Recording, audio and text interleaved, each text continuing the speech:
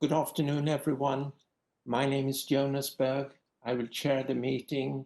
I'm Professor of Oncology at Karolinska and Director of Cancer Research there.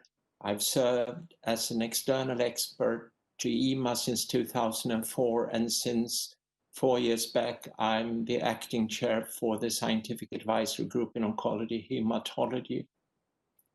Can I please have my slides, please? Next slide, please.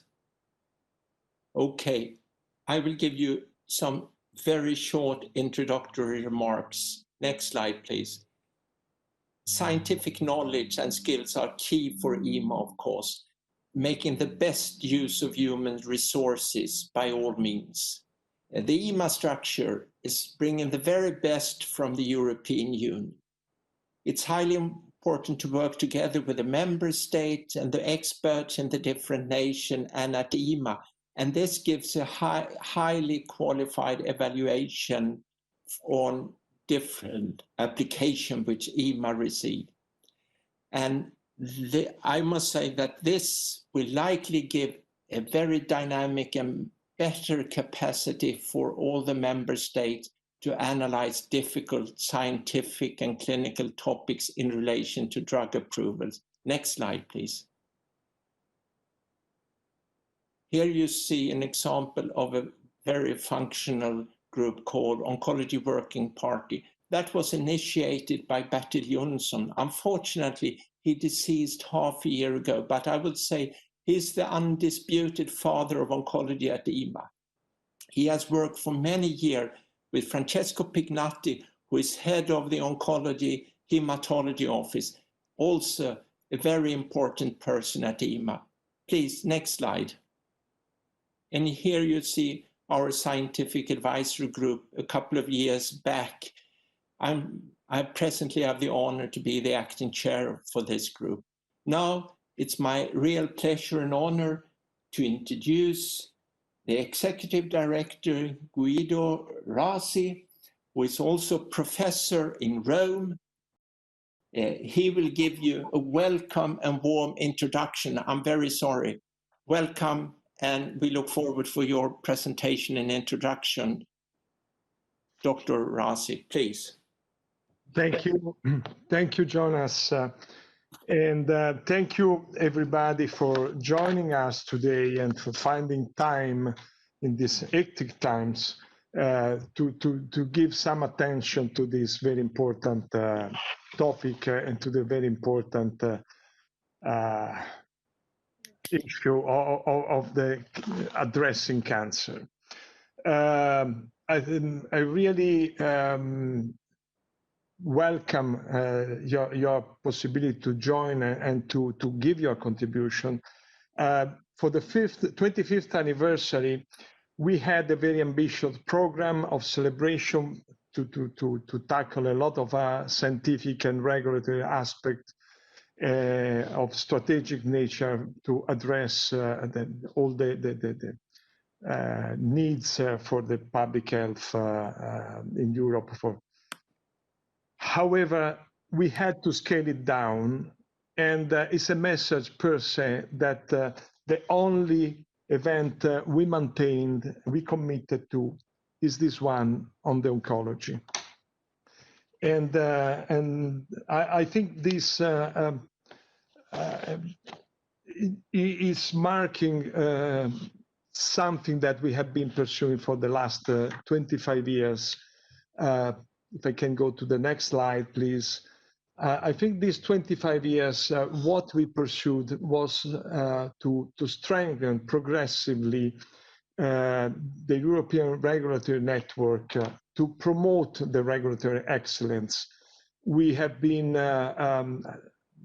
progressively and constantly improving our standards. We have setting rigorous standards in the coordination with the NCAs and the Commission. I think the most important thing we have done, we have developed and coordinated the most robust network of experts possible, building on the wealth of expertise and scientists and academicians that Europe enjoy. We also strengthen our network by engaging with progressive with more and more stakeholders, patient first, but healthcare professionals, veterinarians, academia. And recently, we expanded the community of stakeholders to HTA and payers because the access is becoming the next level of achievement, that the next challenge for us to achieve. Of course, we supported the research, the innovation. I don't give too much time to remind all the different categories of the 1,700 approved drug in the last 25 years. And last but not least, how much has been evolved and will still be evolving the pharmacovigilance to grant the safety and the confidence in the medicine that the European citizens are taking. And the next slide, we needed to evolve constantly. We need to evolve further. Of course, we enjoyed waves of expansion of the European Union, and we always managed to integrate the newcomers inside the network, inside the activity.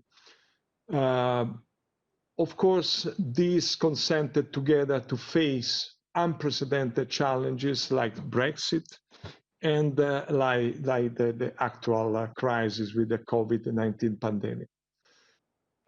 We evolved internationally because we know that how much it's important to have a reliance. The capacity can never be reached, a global capacity. So we needed to build a reliance with other authorities, with colleagues from all over the world. And that's consented us to tackle the constantly the improving complexity of the supply chain. And of course, we have been committed to transparency and communication. We evolved to communicate to the patient, to the wider public, how we come to a conclusion, how we come to a decision, and what is underpinning our decision, to try to build trust and confidence in the European citizen in accessing the medicine that are provided. And the next slide, I trust we can say that EMA was leading the network, leading a lot of achievement. The coordination of 27 different systems is something that is envied in many parts of the world. We are the world reference model, a unique one, and we experience a lot of colleagues and authorities exploring the possibility to reproduce our successful story that we managed to have in Europe. Also, we are proud that we led Europe to an unprecedented level of transparency. We managed, after a long journey, to publish the data, with the disclosure of the clinical data. We build another step toward the complete trust that is less and less a given in these days. And of course, we also pioneered the new methodology and the systematic involvement of patients during the entire life cycle. Of course, we also have created some important framework, for example, for the biosimilar, shaping for globally a way to access the biosimilar, and this enabled many more patients to access medicines. The next slide. So I'm proud to say that the patients has always been at the center, and I want to reassure with the meeting of today that cancer patients remain the priority even when all the world is focused on COVID. And that's why the 25th anniversary has been devoted, the only event has been devoted to this topic. And also is a priority in our regulatory science strategy 2020 to 2025 in this respect. And the next slide, I think it's quite evident what is the benefit of involving patients at any step, in any phase of the development, both in the clinical development, defining the endpoint, listening from the patient, what is relevant for them, also in terms of quality of life, at the time of authorization in defining the predictive marketing. And now we know how much in the post-marketing to really understand the performance of the medicine. If the promises coming from the clinical trial that can only verify afterwards need to have the patient data. And this need also maybe a reflection of the data protection to find a way to achieve this. This is the only way to further optimize the treatment and constantly optimize the treatment. Meanwhile, we are achieving more and more data on the performance of the drug in the clinical setting. And the next slide, and this is that I don't focus on each and any point, but of course, this is a testimony that how has been constantly tackled the involvement of patients from their just listening them to their involvement in the committee, their presence in the working party, to the creation of the framework and to the creation of the patient and consumer working parties, to have their own working party. And then in 2014, we put a public department, a structure to specifically address and engage and interact with the patients. The public hearing had been the final step of the pharmacovigilance to have the patient voice in the decisional process. And today, the systematic inclusion of patient input along the whole life cycle of the medicine. And I hope in future to see even further steps in this. I stop here, please, with the last slide. I want to thank you, and I want to introduce, I hope she could join meanwhile, but I want to introduce the cancer fight by the words of the Commissioner, Stella Kyriakides, who clearly stated how we are determined that with your help, Europe Beating Cancer Plan will translate into concrete benefits for Europe citizens, patient and healthcare system. And I really hope I can welcome the Commissioner. In any case, we are very grateful for the incredible commitment and personal engagement, even in this tough time for cancer. Thank you, and hope I can hand over directly to Stella. Hello, Guido. Can everyone hear me? Oh, yes. I go out. Thank you. Over to you. Thank you, everyone. Good afternoon, Professor Rossi, dear Guido, Professor Berg, ladies and gentlemen, friends, if I may use the term, because I know that there are many people in this WebEx that are also friends, and we've worked together for a number of years. I'm really very pleased to be able to be with you today, even virtually, to mark the 25 years of our European Medicines Agency, and to thank our agency for dedicating this to cancer. As you know, it is an area that is personally very close to myself, as to many others. So thank you so much. It is indeed has a very difficult year for us and the European Medicines Agency in the eye of the COVID storm. And I want to, from the beginning, thank everyone at the European Medicines Agency for really being with us throughout. We have shown how we can work together in close collaboration, in solidarity.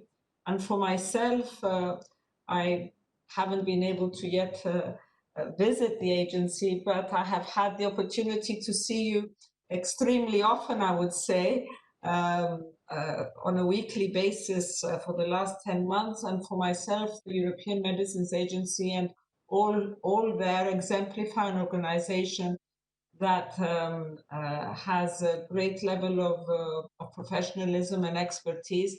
And you have become our focal work in fighting this pandemic and in spearheading our efforts for therapeutics and vaccines. The way you work has shown the importance of finding transnational solutions during crisis, and you've enabled us to move across borders and across nations and to reach globally, because this has been a global and is a global effect. So once again, thank you very, very much for all the help, the support in the last 10 months, and a warm, very warm congratulations for the 25 years of service to the health of the European citizens. The agency has not only played an important role in our joint efforts to address COVID-19, but also when it comes to addressing other health conditions. And cancer is a very important area of what we're discussing today. We know that cancer has impacted severely, unfortunately, on the entire, COVID has impacted on the entire cancer pathway. I have had the opportunity to speak with many patient organizations and also professionals, and we know that treatments have been postponed and delayed, screening programs have been delayed and disrupted, vaccination has been delayed, the supply of medicines has been disrupted. And being in a situation where one is dealing with a diagnosis of cancer, to have the added layers of anxiety and stress because of not being able to access treatment and surgeries, and also not to be able to have the psychosocial support that they would otherwise have, it is really devastating. And we have been trying to address this impact with the ministers of health. And here EMA has played a crucial role in monitoring the shortages of oncological medicines and ensuring the coordination between national authorities over the last few months.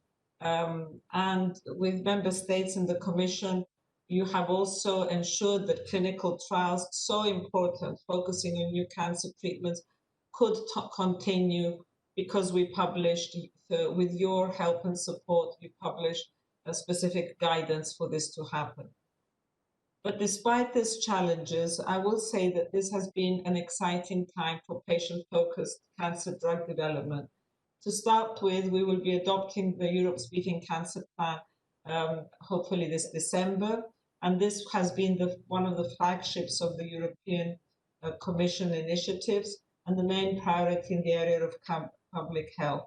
And it is a plan that aims to make EU better at preventing and also detecting and treating cancer, and giving the quality of life and ensuring that patients and those who survive cancer have the quality of life that they should have. And survivorship is not just about, not the right way to put it. Survivorship is not about getting through cancer and the next day. It's about having a good quality of life for the rest of your life. And I think that this is extremely important. And the plan is a cross-cutting priority for the whole Commission as a whole. So a whole team of commissioners are working towards this so that we can really pool all our resources and all our work together. An example of this is the Horizon Europe, the mission on cancer, which is applying a research lens to the cancer risk factors, to prevention, to diagnostics and treatment. We need to understand cancer well in order for us to be able to fill in the knowledge gaps and to be able to work effectively for diagnostic and treatments. We're also preparing a new pharmaceutical strategy to be presented in November. I am very aware that there have been a lot of issues to do with affordability and shortages and access of medicines, and we aim to have a future-proof regulatory framework and to support industry to promote research and technologies that really reach cancer patients and fulfill their needs. The strategy will be covering the full life cycle of a medicine, from the beginning, from the scientific discovery to market authorization, from health technology assessment to the supplies of generics. And we have worked closely across policy areas for research, for innovation, for industrial policy, for trade, for environment, and for competition for this. We need our new regulatory environment not only to understand and respond to new developments, but also actively promote innovation and attract innovation in Europe. Digital technologies are going to be a real game changer for patients, and we need to maximize this potential. Disruptive developments in this digitalization are affecting the development of manufacturing evidence, evidence generation assessment, and the use of medicines. And we need to further use artificial intelligence for diagnosis, better treatment, and therapeutic monitoring. The planned European health data space will be an important step towards maximizing this potential. As you know, we already have 4 European reference networks. These are examples of best practice in Europe, focused on rare and low prevalence and complex cancers. These connect experts across Europe and help us to provide the answers and diagnosis and hope to many patients. And the last 2 decades, we have built a great deal on this, and we will be further enhancing these as we go forward, also in the EU for health. The last 2 decades have also been a revolution in biotechnology. Almost 20 years ago, the EU authorized the first monoclonal antibody treatment for cancer, Herceptin. And it takes me back many years when I think of it, because I was there at the scientific meeting when this was first announced. And this has changed the lives, the prognosis of hundreds of thousands of patients and women with breast cancer. So this has been opened the way for new biologicals and the development of cancer immunotherapy. And EMA in recent years has invested a great deal in having early dialogues with the developers of new medicines. For example, if we look at the PRIME scheme, which was launched in 2016 to support the development of medicines that target an unmet medical need, a very large proportion of the applications of the PRIME scheme were oncology related. Today, the number of approvals for new medicines is increasing. New technologies are arriving. Whole genome sequencing offers much better diagnosis and personalized targeted therapies, and gene editing technologies have brought about transformative treatment options. So we need to move forward with this, and we need also to look at the pharmaceutical legislation, which was designed at a time when these technologies were really not part of the everyday reality.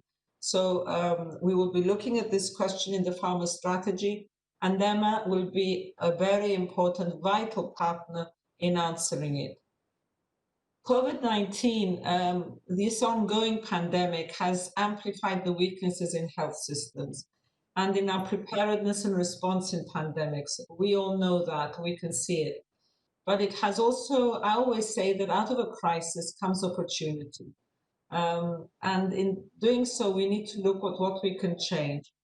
And President von der Leyen, in her State of the Union speech, stressed that we need to draw lessons from the current crisis and to build a genuine European Union a European health union, one that is going to bring citizens what citizens want, which is a Europe closer to them in the area of health, one that will increase our preparedness and our resilience across cross-border threats, a stronger European health union that will really give us what everybody cherishes more in the area of health.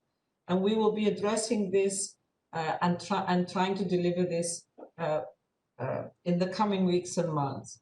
A stronger and better equipped, better resourced European Medicines Agency is a crucial component in this endeavor. Our partners need to be strong and able to react and to support this ambition. And this, when it comes to shortages and access and availability, to prevention and to treatments for diseases causing public health crisis. So we will be looking at how we can strengthen our agency and enhancing our agency in order to be able to move together with this vision and with this level of ambition. In ending, cancer is a disease, is an umbrella term for over 200 diseases. No cancer is the same, and no cancer patient is the same. And I would say no family that has a patient, one of their own, that is going through cancer is the same.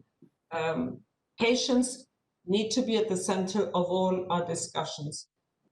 They need to be at the tables where decisions about them are made.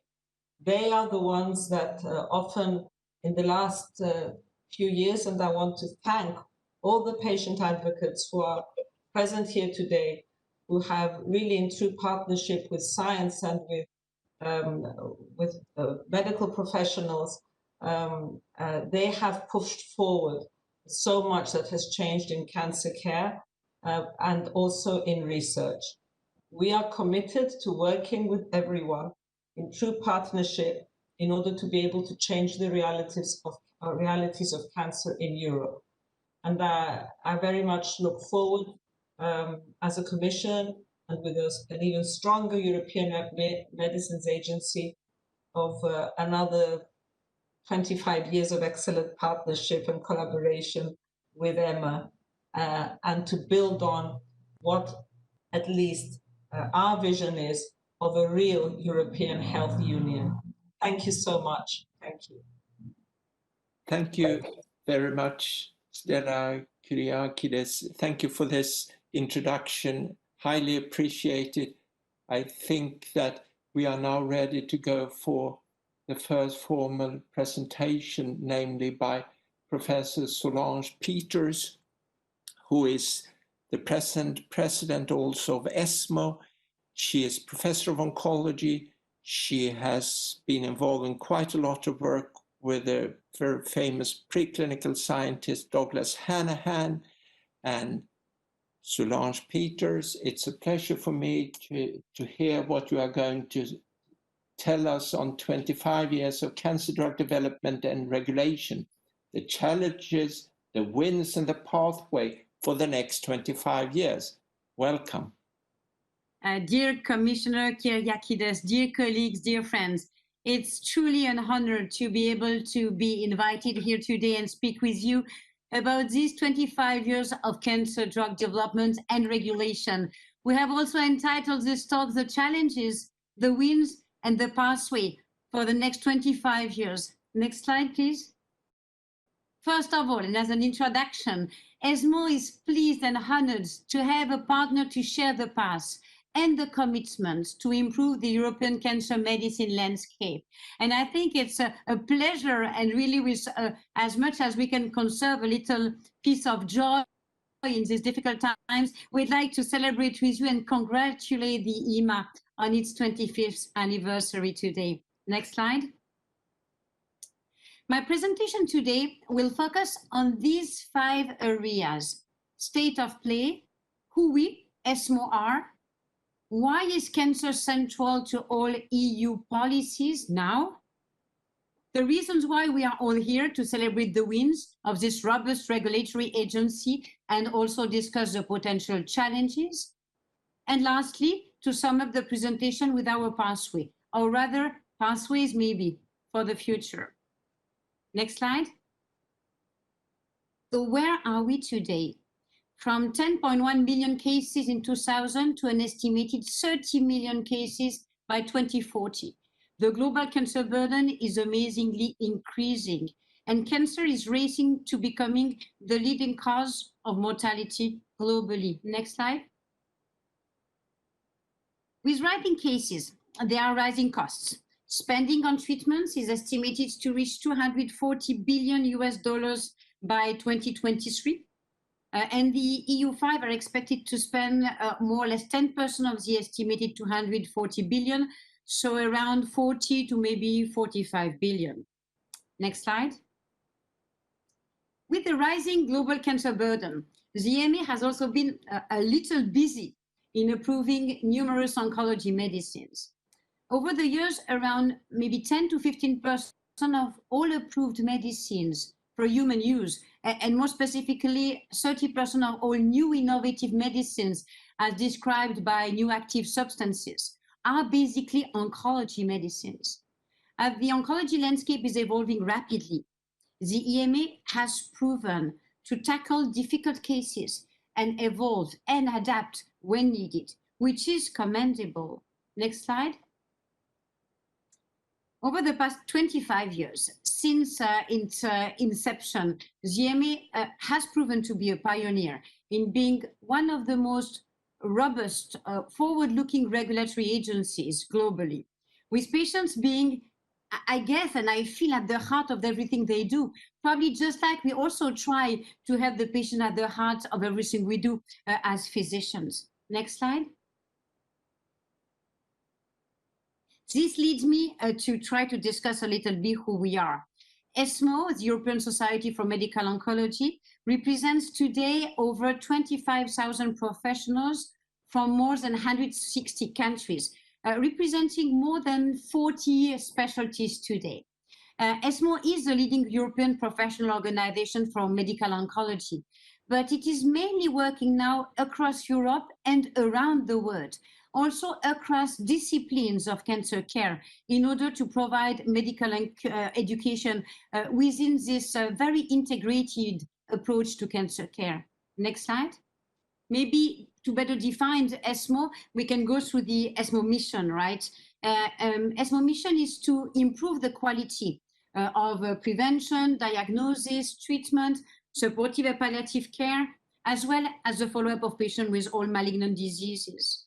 To advance the art of science and also the recognition and the practice of oncology, to disseminate knowledge to the public at large, and of course also to patients, to educate and train all people, all of them involved in clinical cancer care and also in research, and to ensure a high standard of qualification of medical oncologists within the multidisciplinary team. Finally, to promote, and it's very dear to my heart, equal access to optimal care for all cancer patients wherever they are. Next slide.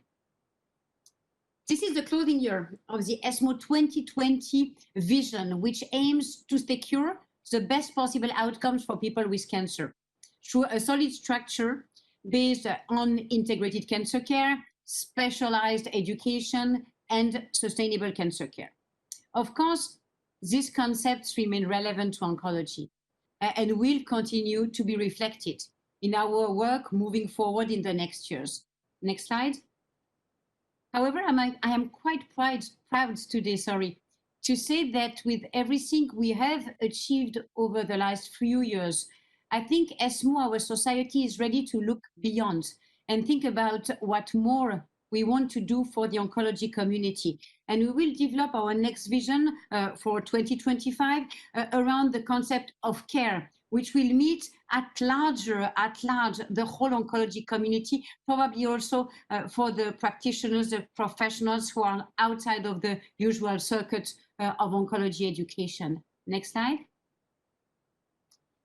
ESMO's activity in the area of policy are vast. However, I will probably today just stress a few that are relevant for this discussion. In terms of tools, we've been working in developing the ESMO Magnitude of Clinical Benefit Scale, MCBS, the Biosimilars Portal, and the ESCAD, the ESMO Scale for Clinical Actionability of Molecular Targets. And in terms of advocacy, of course, we've been bringing many efforts on shortages of inexpensive medicines today. Next slide. In addition to all these activities, all our activities, we are really honored to have cultivated relationships with regulatory and I would say intergovernmental organizations, like, for example, the WHO, the World Health Organization, and of course, the European Medicines Agency. Esmo and the EMA started the journey, our journey in 2012. And since then, I'm quite convinced we had a very fruitful collaboration, which only will move forward. Next slide. Last but not least, speaking about Esmo, I need to bring here my desire to go beyond the boundaries, again, as I was telling, the boundaries of the usual circuit of Esmo activities, creating a foundation which will have another name for International Cancer Foundation, which is committed to help doctors so that they can themselves help cancer patients wherever they are. The resources are key to meet the variety of needs of Esmo members, and we need to reach all of them and all the stakeholders, all the professionals across the world. And that's going to be the aim of this very important foundation, which will probably start next year. Next slide. Next chapter is why cancer now? So just one slide. As cancer is a unique, complex disease that is gradually becoming the leading cause of mortality, it is even more important for us to come together to find a way to make it manageable. This is one of the reasons why cancer is now central to all EU policies. As if we can get this pilot right, for example, via the Beating Cancer Plan, the model could be applied, can be applied to any other non-communicable disease or complex disease area in the future. So very important to show the example here. Next slide. Now the reason why we are all here, to celebrate this regulatory agency. The EMA has proved to be a pioneer of regulatory practices over the past 25 years. From evaluating and approving new medicines, no matter how complex they may be, including also, as you know, orphan medicines, ensuring the involvement of all stakeholders and especially the patients in all processes, tailoring the approval pathways when needed, and of course, being the global leader in approving biosimilars. These wins, as I would call them, are vital, as without the hard work and commitment of the EMA, its leadership, but also very importantly, its staff, we all wouldn't be here. So we would once again like to congratulate the EMA. Next slide. However, where there are wins, there are challenges. As we are here to discuss cancer drug regulation, it is also important to take a look at the existing and potential challenges we may encounter and we will probably encounter over the coming years. And this is about approving only or in priority clinically meaningful cancer medicines, looking at rare cancers, speaking real-world evidence, speaking innovative trial methodologies, and of course, focusing on precision medicine. Next slide. The biggest and the most important challenge is for us in oncology to try to define what is a clinically meaningful cancer medicine. We as Esmo, but there are also other initiatives, define clinically meaningful medicines such as ZOOD that are on the WHO Essential Medicine list and ZOOD that score high on the Esmo magnitude of clinical benefit scale. And as the slide has already moved, this is about the WHO EML Essential Medicine list. It is a collection of good medicines. Can you go back one slide? It moved along spontaneously. Thank you. I don't know why. This list, if you just want to go through fast, is this collection of good medicines that should be available in every country. Essential medicines, by definition, are those that satisfy the priority healthcare needs for the whole population. Next slide.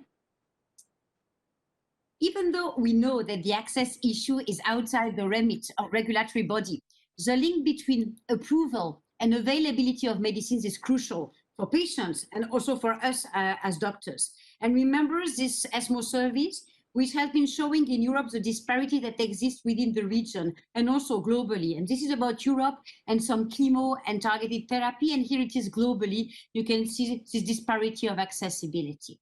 Of course, the ESMO survey shows a disparity, and we will be conducting a new version of this survey, and we'll be sharing the result with all the European institutions in due course, of course. Next slide.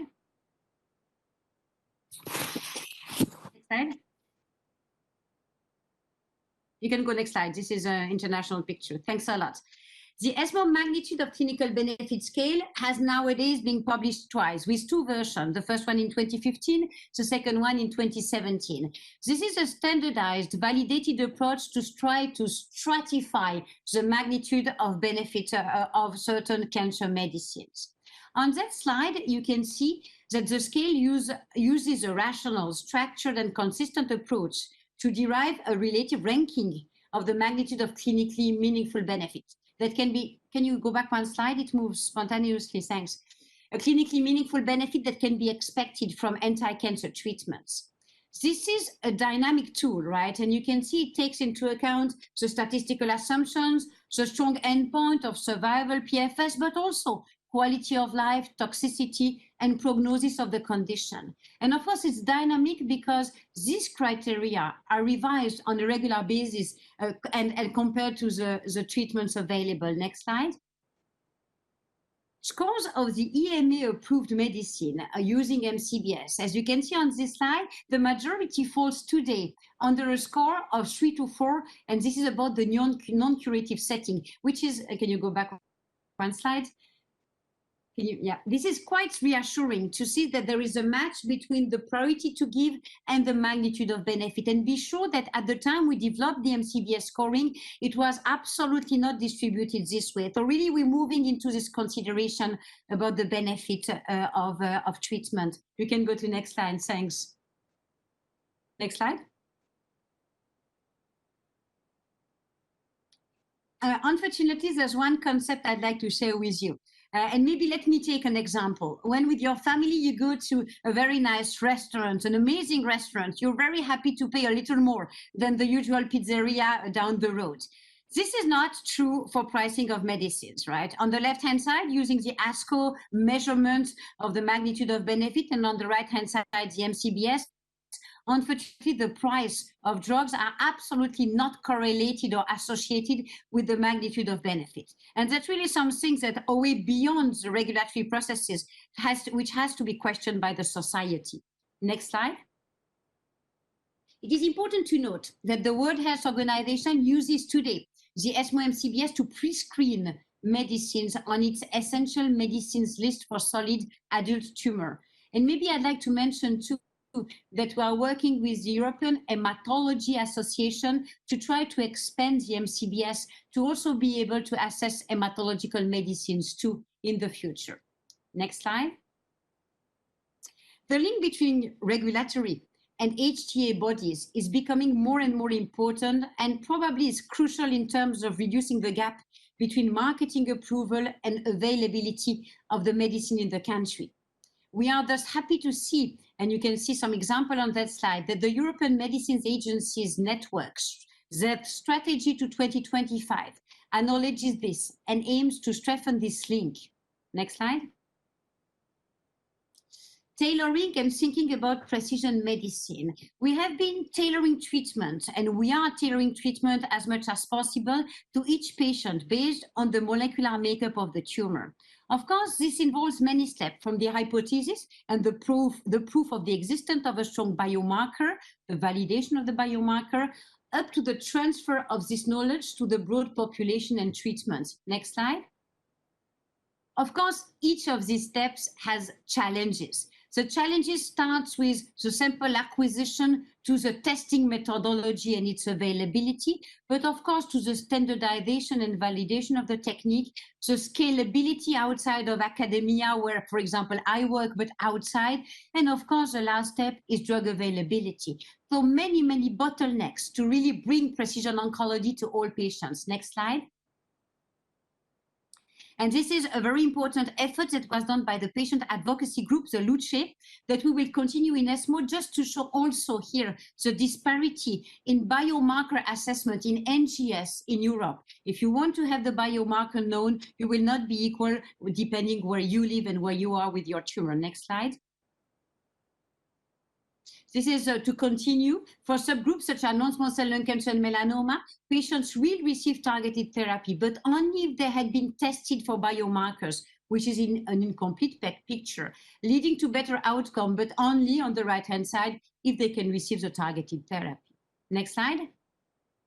Rare cancers. Rare cancers are a unique area where we see numerous challenges on all sides: regulators, oncologists, patients, industry. In order to address these key regulatory challenges, I think we as the community need to collaborate and network and jointly come up with solutions. We also believe, like it was said before by the Commissioner, that the European reference networks are a big opportunity that we need to take the advantage of. But I will not go too much into detail because there will be a presentation on this specific topic later on. Next slide. The area of real-world evidence is another challenging opportunity for us and for all stakeholders, we believe. We need probably now to understand ways to streamline and use the data that is currently being gathered and understand how we can best put it to the test in the area of oncology. As I said before, cancer is indeed a pilot, and specifically in the area of real-world evidence, I must say. Rare cancers can be the ultimate opportunity to test the value of real-world evidence. Next slide. Now that we have discussed the wins and the challenges, we come to our vision for, well, let's say the next 25 years. Well, potentially not really the 25, but let's say the vision for the future. Next slide. So this is one of the very important priority for a professional like myself between research and the clinic. We need to support clinical research, and there are three pillars here. First of all, we need to consider changing and accepting changing trial designs.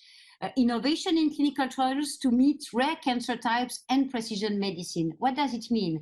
It's probably gathering real-world evidence and maybe including these evidences in the right way. But accept also single-arm trials, basket, umbrella trials, and of course, by that way, defining also new trial endpoints. Second thing is collaboration with academia. We need clinical trial funding and assistance and constant support, right? We need support to academic group and collaborations, of course, with all patients group. And last pillar is, of course, being able and having this wish and desire to answer the essential questions. At the time of IO, what are these questions, for example? Immunotherapy has risen the question of duration of treatment, intervals of treatment, the value of encore trials, and of course, the prospective validation of biomarkers. Next slide. Here is probably something which is very dear to us in Esmo. It's last but not least, we would like to share our vision blueprint, I would say, for cancer policy. These four areas are the pillars of the Beating Cancer Plan, which we believe will provide a supranational blueprint for effective cancer policy. Prevention, investing in evidence-based primary intervention policies at the EU and member state levels. Screening, implementing evidence-based screening programs as well as secondary prevention of cancer. Treatment, diminishing disparities in access to cancer care by, of course, harmonizing standards of care, assessing medicines based on MCBS, for example, and ensuring availability of all essential medicines. And very importantly, to survivorships, providing survivors with the real tools and support they need. Next slide. And of course, we need to mention the overarching horizontal areas, including a harmonized GDPR and a strong workforce, which we believe are crucial for an effective cancer plan, including, of course, and it's very true today, probably the building of a resilient strategy for unprecedented circumstances. What are we going to prioritize? What are we going to keep if the COVID is lasting? And if something like the COVID should happen in the future, what will be our priorities in these so difficult circumstances? We hope that the vision that has been created by the European Union and led by the European Commission will be taken up as a strong recommendation at the member state level. Next slide. With this final word, it's really again my pleasure to thank you all, to thank the EMA for the tireless efforts over the past 25 years. Esmo is extremely proud to be invited today and is looking forward to continue on this very successful collaboration. And I thank you all for your kind attention. Thank you, Solange. I'm sure that EMA is highly dedicated to continue its collaboration with Esmo. That is of major importance, of course. Thank you indeed for this presentation. It's time now for us to continue, and I will introduce a patient, John Gessler, who is also CEO for a company or think tank called Advocacy. So, John Gessler, please get started. Welcome. Thank you very much, Dr. Berg, for your kind introduction.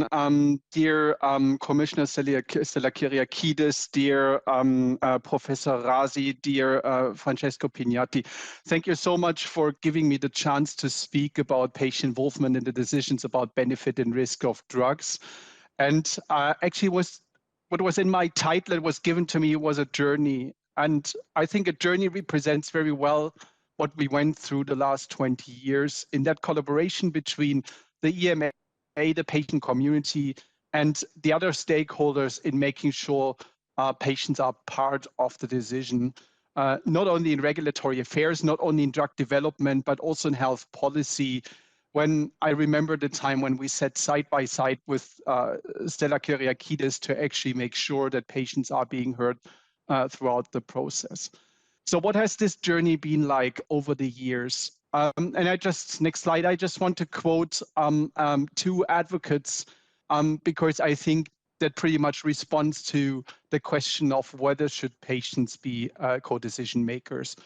And the first quote is from Ananda Plate, who's CEO of Myeloma Patients Europe and also the former chair of WeCan. Stakeholders are being addressed. Stakeholders are obsessed in being able to measure risk, but there is little discussion about whether this reflects the interests and conscious choices of patients. And also Bettina Rill from Melanoma Patients Network Europe has actually said, for a chance to survive, patients prefer an unknown risk to a known risk with insufficient benefit. And I think that pretty much represents the dimensions why you cannot replace the patient voice and a proper assessment of patients' needs and patient preferences when you have to take serious decisions in cancer. And we know there's more than 200 cancers out there, and we're far, far, far away from where we want to be in a couple of years to really tackle cancer properly. So next slide, please. So what's the situation for patients? They often have unattractive choices. They need to do a trade-off. That's usually the only chance for a patient to survive, to live longer, or die a less awful death. It's often the trade-off between the unknown, the bad, and the ugly, because we're far away from where we are with the cancer that I have. So patients need to take difficult choices. So how can you actually do that? And then very often we come across the situation that people think they know what's best for patients. Next slide, please. Because what's best for patients and what patients really want is always a value judgment. And we cannot deny that stakeholders have very different attitudes and interests. And it's not just one stakeholder that has interests, everyone has them. And I just want to go through them because I think it's important to remind ourselves that everybody has interests. Regulators, of course, have an interest to ensure safety and efficacy of the drugs. And of course, they're very focused about the market authorization process and the legal procedures behind that. The payers have societal goals. They look at cost effectiveness, they look at healthcare sustainability. And that might not always be in the interest of those that have cancer, but of the society as a whole. Industry and academic researchers both have, of course, interests on research questions, on study design, on having high-tier publications, on selling drugs. Physicians, of course, have the interest in best clinical outcomes, sometimes also keeping a customer. We also see that. And that might not always be what patients really want because the clinical effectiveness is very much in focus, or clinical outcomes, but maybe not other outcomes that the patient might prefer. And of course, patients have personal goals. They want to live a good life as long as possible. So whose preferences should decision makers actually take into account when they take regulatory decisions? Next slide, please. And so if we think about doctor knows best, because that's where we started when we did advocacy and started advocacy in cancer about 20 years ago. We have been confronted with that. And we were seeing that, of course, physicians were being asked about the perspective. And what I want to illustrate is with the data that you see on screen, because that was a survey that was done by the predecessor of Myeloma Patients Europe many years ago, where they asked physicians and nurses, patients from 43 countries. And you can see that one of the questions in that survey was actually, what is the treatment side effect which has the most negative impact on overall well-being, in this case of myeloma patients? And you can actually see the blue bar are physicians and the orange bar are patients. And you can actually see that on a couple of dimensions like hair loss, respiratory problems, neuropathy. Just to name some examples, the opinion between the two groups was magnitudes apart. So patients probably thought that hair loss is much more important for them than the physicians thought it has an impact on overall well-being. And vice versa, if you look at neuropathy, it was just the other way around, or thrombotic events. And that's why it's important is to ask the primary source, which is the patient, what they really want, and take joint decisions. Next slide, please. And the preferences vary a lot depending on who actually expresses them. And just I'm quoting examples from which Francesco Pignatti has presented time ago, because I think they're so telling. If you just look at two drugs hypothetically and you compare them both. In drug A, 50% of patients will be alive in 3 years, but everyone will be dead in 8 years. On drug B, 85% of patients will be dead in 2 years, but 15% will have long-term survival. If you just look at it from a regulatory perspective for all patients, drug A might be better because more patients respond longer. But there are a lot of patients out there probably which might prefer treatment B because of the rare chance of surviving. So how do you take that into account if you talk about regulatory decisions, and how actually can you do policy if you're just trying to assume that patients have the same preferences or you know what's best for them? Next slide, please. And that's why we always need to remember, even if two patients have the same disease, the same stage, and the same age, they might have different preferences because patients are not the same. And I think that was what Stella Kyriakides was actually expressing in the beginning, different preferences. And you can see the graph on the right side, there might be a more harm-tolerant patient, a more harm-intolerant patient. The policymaker tries to actually find the balance in between harms and benefits. And that's why we need solid evidence what patients actually want in terms of benefit risk, how to judge that, and maybe because there are subgroups, so you can take proper regulatory and also clinical decisions together with a patient later on. Next slide, please. And I think that's why this pilot project that the EMA did with the melanoma and myeloma patient community time ago, led by, again, Francesco Pignatti, was so telling, because very often we've just captured in general the patient voice, but this project actually done a methodology to properly assess different dimensions and see, are there different needs clusters of the patient community? And if you just look at the typical triangle oncology, when you have the difficult trade-off between the bad and the ugly, between moderate chronic toxicity for a very long time, very short-term, very severe toxicity, and survival, there might be clusters of patients which prefer one, there might be clusters of patients which prefer the other.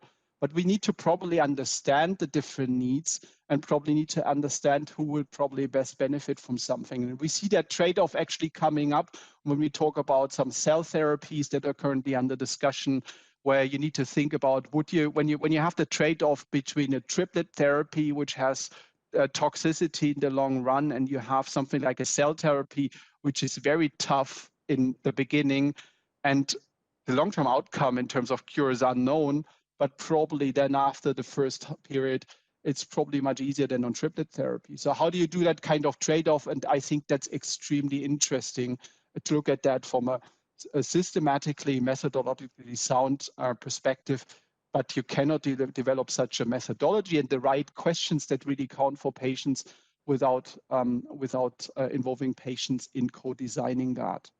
And in this example, which has been published, and you see the source quoted here, you could actually see there was considerable heterogeneity, but you can see that severe toxicity was ranked higher amongst younger, working, and dependent family members, where it more frequently experienced severe toxicity. So I always look at this model and think about how can we generate data like that we take decisions by knowing what patients really want in a proper way, rather than just assuming that we know. Next slide, please. So what's the role of the patient advocates? I think nobody understands the whole disease and life pathway of patients better than the patients and their representatives better. So the direct interaction really counts. We, of course, need to work on methodologies and assessments, making sure it reflects the core questions and what is acceptable to patients. And also whether what we ask for is acceptable, is whether the instrument is sensitive enough, and whether the community insight you gather really is representative for demographics, regions, cultures, ethnicities, and so on. It's very important. Patient advocacy has a role in establishing a non-paternalistic framework for patients to express their preferences on benefit risk, ensuring that the content is accurate, appropriate, and the data generated is useful and not just methodologically sound. Next slide, please. And this is not theory. You know, and many of you have probably seen that roadmap in the past quite a number of times. It's a roadmap of practical patient involvement along the drug development life cycle. And I've just, all these points which are in there, that's lived practice. That's what the HIV community has been doing for 15, 20 years, and which we've been involved in cancer for the last 10. And I've just highlighted in red some of the points which have to do with risk benefit. But if I had more time to talk about it, I would again quote Bettina Rill, which you're going to hear later on, to say where it really counts is on the left side when you generate data, because later on in the regulatory process, you can only say yes or no on data that you have and interpret what it means. But if you don't have good data, how do you do that? And that's where we need good data from the trials, and we need to couple it with good patient preferences, that we really know what kind of risk-benefit balance patients want to see. Next slide. So walking the walk, not talking the talk. And I just want to address finally that this has been a joint walk. And sometimes patient engagement looks like the left pair of sneakers, but in the end, what we do day by day is the one on the right. It's very worn out because it's tough work, and that's a challenge. We have, and Guido Rossi was presenting that in the beginning, the journey started actually in a dialogue with patients 1996, and I've mentioned 15 years because the establishment of the framework of interaction with patient and consumer organizations in 2005 was a culmination point, was a very strong point where it became structural and where it really became very effective, not without challenges with a steep learning curve, but something that we've really enjoyed co-creating with the EMA. Next slide. And the next slide is actually something that you have seen very often. That's the regulatory life cycle. And you see all these little bubbles, which are patient input in all the different committees. And I can congratulate the EMA for establishing such a model and making sure that patients are being heard and involved, and very often also involved in decision-making in all these different steps. That's a long way. And I think even though some other agencies are sometimes better in marketing themselves, I think we can be very proud in the model that have been established. But it's of course not without challenges, because we always need to ask, does patient participation not just be there for being there, or does it have impact? Do patient organizations have the resources because they're not paid for what they do, and they should be there for 2-3 days a month in some committees? How would you do that as a freelancer or leaving your job or taking holidays? we always assume that patient advocates do that on a mission and do it as volunteers, and that's compensation is an issue which needs to be discussed. And in the end, we're also talking about access. And we always need to anticipate from the beginning that we think about patient access, not just about market authorization, because it's only when patients can access medicines they can work. And time to access is an important thing, which is why we've been involved in regulatory discussions about early approval and then data collection, post-marketing, and different regulatory steps. You know the concepts, and I don't want to go in depth. So next and last slide. I just want to conclude on patients that we know best what the trade-off is between the bad and the ugly, and whether patients prefer an unknown risk to a known unsatisfying outcome. Actually, no stakeholder should express patient preferences on behalf of patients. They should be the primary source with data directly gathered from patients, and that should have a higher weight of many other things that we digest in decision making. Patients should be co-decision makers in developing appropriate methodologies and in the joint assessment and judgment on what patients need and what patients should get. I think since 2005, EMA and the community has walked the walk and not just talked the talk, and this is great. And I think it's something to celebrate at this 25th birthday of the EMA, because I think we've come far.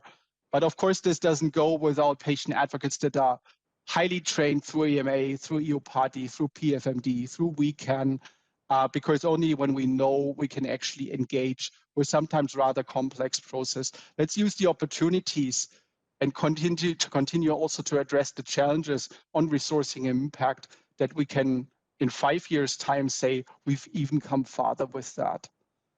With that, thank you so much for inviting me, and back to you, Dr. Berg. Thank you, John Gessler, for this thorough and interesting presentation. And I, of course, appreciate how nicely you dissected the different parts of the processes. And thank you for your kind words regarding EMA, that we should be better to promote the activity. As you mentioned, you have been involved in expert committee, for example, in the scientific advisory group, which I've been with for 16 years. Since quite a few years, you have really added clear value to those activities. And EMA has also been a forerunner to identify patient population based on a certain marker where the efficacy is much higher. And there, EMA was also a forerunner. So thank you for mentioning that we are doing something which is, quote unquote, first in the class. And once more, thank you for coming. Highly appreciated.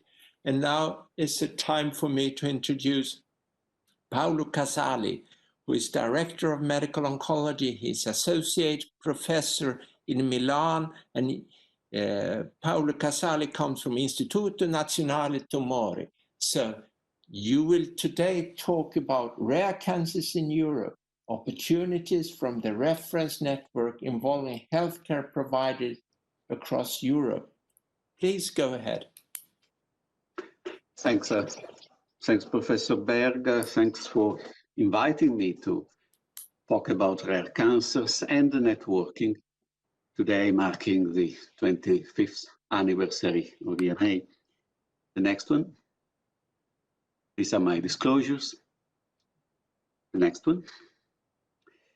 So I'm glad to recall here that there is a strong rare cancer community out there in Europe.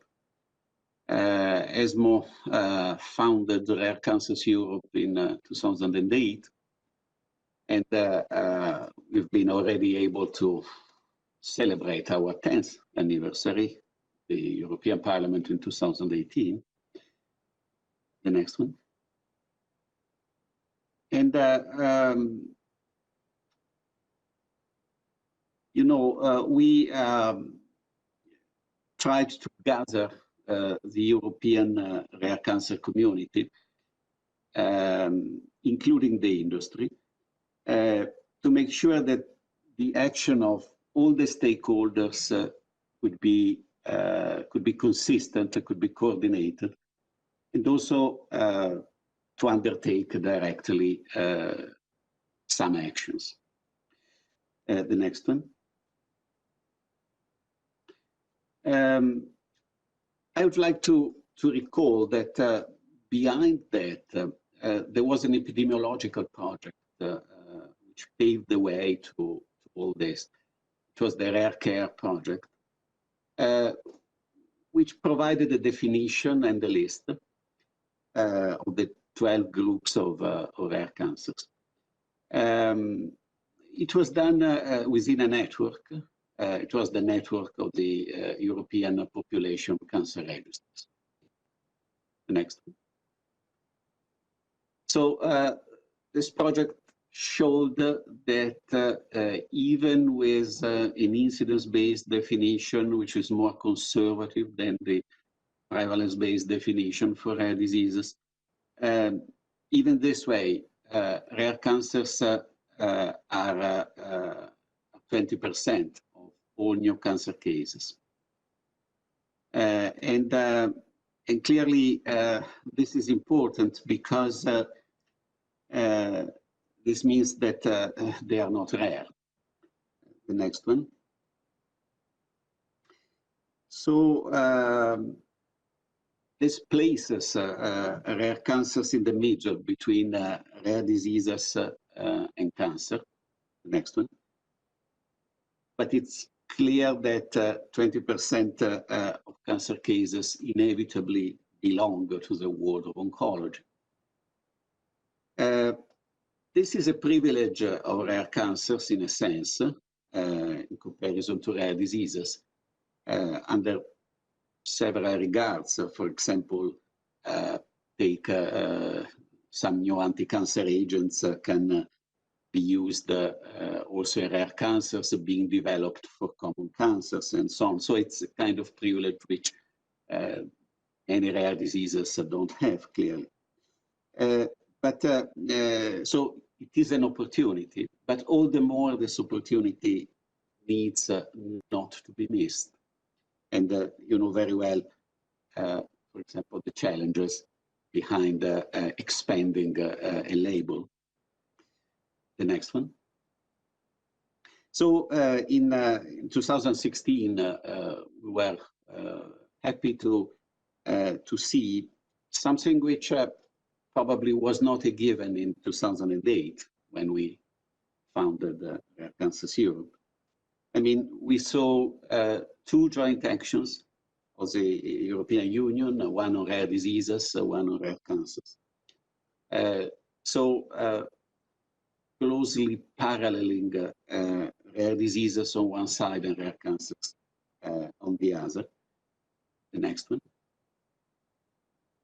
So our joint action on rare cancers was carried out between 2016 and 2019. Next one. When we presented in Brussels its final recommendations. Next one.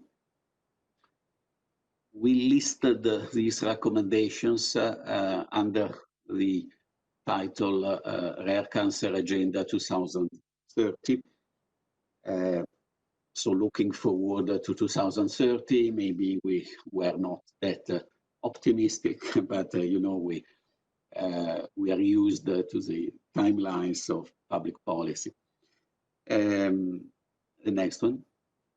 I would like, I always recall two recommendations. One is about network, because really networking is a key word in rare cancers as well as in rare diseases, of course. Next one. The other recommendation has to do with the fact that we must accept a higher degree of uncertainty in rare cancers and in rare diseases. Because otherwise, rare disease patients would be discriminated against. I mean, just for the low incidence of their disease. The next one. This is important also from the regulatory point of view. I mean, we are not advocating for a lower magnitude of clinical benefit. We simply say the tolerance of uncertainty around this magnitude of benefit should be wider. Just because, I mean, 1 month, 1 week, 1 year are probably exactly the same thing for a patient with a rare cancer or a common cancer. The next one. I'm using here the vocabulary of Esmo, recalled by Solange Peters a while ago, stressing the importance of the magnitude of benefit as such. I mean, we often take it for granted that the quality of evidence, for example, statistical significance, is a different story from the magnitude of benefit. But I think it's never useless to remind ourselves about this, especially when we talk about rare cancers. The next one. Because clearly the orphan drug incentives are important to encourage pharmas to develop drugs, also in rare diseases. But then if there is too much regulatory uncertainty, this may become a limiting factor in spite of these incentives. Indeed, a big obstacle. We saw companies not developing simply drugs in very rare cancers, for example. The next one. I mean, all the more this is true in Europe, where following your risk-benefit assessment, there will be a cost-benefit assessment, even in all member states, one by one. So, I mean, if the research methodology is not addressed, if this issue is not addressed, if you are not equipped, methodologically speaking, about how to deal uncertainty, if we don't agree upon this, then rare disease patients will be always discriminated against.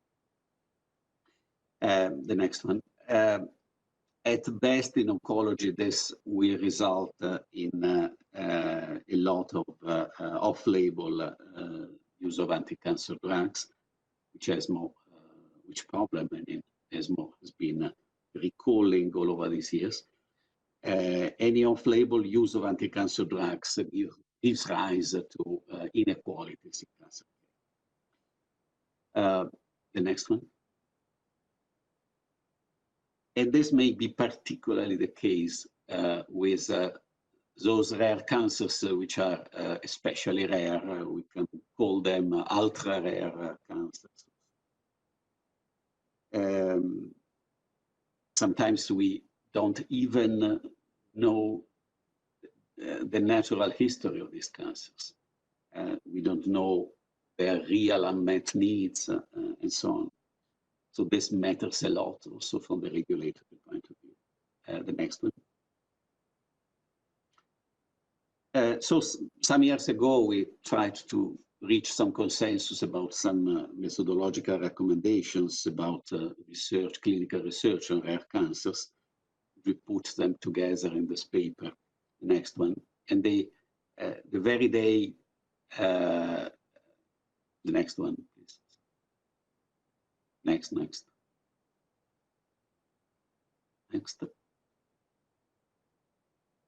Okay, the very day this paper was published in the Annals of Oncology, it was discussed with you in London. The next one. Then, I mean, we had some other meetings on the methodology of trials. The next one. But we had also meetings, thanks to Francesco Pignatti, I must say, some meetings on single rare cancers or ultra-rare cancers. The next one. Because, as I said, sometimes, I mean, we don't even know the natural history of these tumors. And, the awareness of these diseases is exceedingly important also from the regulatory point of view. The next one. In other words, if you want, it's of paramount importance that we bridge this possible gap between researchers and patients on one side and regulators on the other. And clearly they are on the same side. They must be on the same side. So it's clear. But when I say researchers and patients, I mean the society as a whole, of course, but in particular, the disease-based communities. The next one. They should be exploited. Okay, in 2017, the European Union was able to gather all these communities on rare diseases and rare cancers in Vilnius, and gave rise to the European reference networks, which have been just recalled by the Commission. They are a challenging project to some extent. They are even an exception to the rules of the European Union about healthcare. I mean, we all who are involved in these networks know very well how much they are challenging. But on the other side, I would say that they mark a turning point, a point of no return. And I mean, they should be exploited indeed. The next one. They can be exceedingly important from the regulatory point of view. For example, they may be exceedingly important for the construction of patient registries. And these registries can be exceedingly important, for example, in very rare cancers in which you cannot do controlled trials and so on. I mean, who else but the European reference networks could build and maintain such registries? The next one. Clearly, challenges are everywhere. Sometimes they are unexpected. For example, a few days ago, I had the opportunity at a EMA meeting to talk about Esmo's concerns about the general data protection regulation in regard to retrospective observational research, even for patient registries, of course. Now we put together our concerns in this paper, which was just published in the Annals of Oncology as a reproof. And the paper was undersigned, I would like to stress this, on behalf of the whole European oncology community. Next one. Because on the other side, there would be the technologies to exploit this, powerful technologies. The next one. Again, I mean, you know very well that there may be problems, there may be methodological problems. I mean, there may be a clash, even a clash between the classical evidence-based medicine with its pyramid of evidence and the new big data technologies. So there may be a clash between an hypothesis-driven and the data-driven research. But we must address these challenges. But who better than the European reference networks could build on this and exploit on this, also in a methodologically sound way. The next one.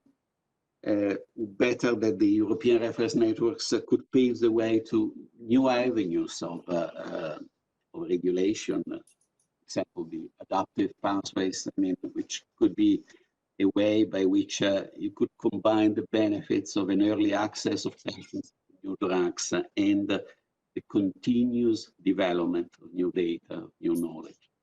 And adaptive regulation might also meet the adaptive views of a knowledge generation, for example, Bayesian approaches and so on. So the idea of a probability of effectiveness, which is continuously updated on a day-by-day basis, as long as new data are generated. The next one. So the 3 European reference networks on rare adult solid cancers, on hematological tumors, on childhood cancers are there, and they are a powerful tool to be exploited. They are made up of centers, of expert centers, appointed by governments and endorsed by the European Commission. So this is the reason why I think that also from the regulatory point of view, they could be such a powerful resource. The next one, of course, they will make the difference only when and if they become networks of networks. Currently, they are networks of expert centers in Europe. They should become, we believe, networks of national rare cancer networks. It's a long way to go, but it's an ongoing process. The next one. So now that, the next one. So now that the joint action is closed, Rare Cancers Europe is taking over its final recommendations to try and implement them in the next years. Maybe not to be optimistic by thinking of 2030, but the next one, be sure that we'll keep on working on all this. And definitely we will continue to do this with you, with EMA. Thank you so much indeed. Thank you very much, Paolo Casale, for this overview to discuss a really tricky topic with a multitude of dimensions. So thank you indeed for your input, highly appreciated. And now we have unfortunately to rush to the next presentation by Dr. Jorunn Hvelvik from Erasmus School of Health Policy, and she is assistant professor there. She has been involved in health services research activities. So your title is How to Elicit Patient Preferences to Generate Robust Evidence for Evidence-Based Decision. Warmly welcome. Thank you. Thank you, Professor Berg, for introducing, and thank you to EMA for the invitation to speak. I'm very happy to be able to share my perspective on this platform. Next slide, please. So throughout the healthcare sector, including in the development of drugs and devices, but also in evaluations related to marketing authorization, patients are involved in some capacity. All stakeholders in this process agree that this is highly important, since all patients have wishes, needs, values, and preferences that should be taken into account whenever possible. However, especially looking also at regulatory decisions, it's often only 1 or 2 patients or a very small group of patients being heard to discuss the perspective of a whole population. If we ask ourselves how similar patients are and whether they have similar wishes, needs, values, and preferences, I'm very sure that we quite soon, or maybe we already have, as it's mentioned in the previous presentations, come to the conclusion that all patients differ in these aspects and that it might be not enough to include 1 or 2 patients to represent an entire patient population. Instead, the perspective of the population at large, including the heterogeneity in preferences, should be taken into account. However, how do we measure preferences? Of course, we can observe the choices that patients make in daily life. However, to be able to draw valid conclusions based on such observations, we would need an extensively large sample size, which oftentimes is not realistic given the time and budget constraints we generally face. Also, these insights would, of course, not be very helpful for drugs and devices that are not on the market yet or do not have a comparator on the market. And for that reason, we need to move to hypothetical scenarios. If you can click next. For a long time, we have used Likert scale surveys, and in general, they have shown quite good internal consistency.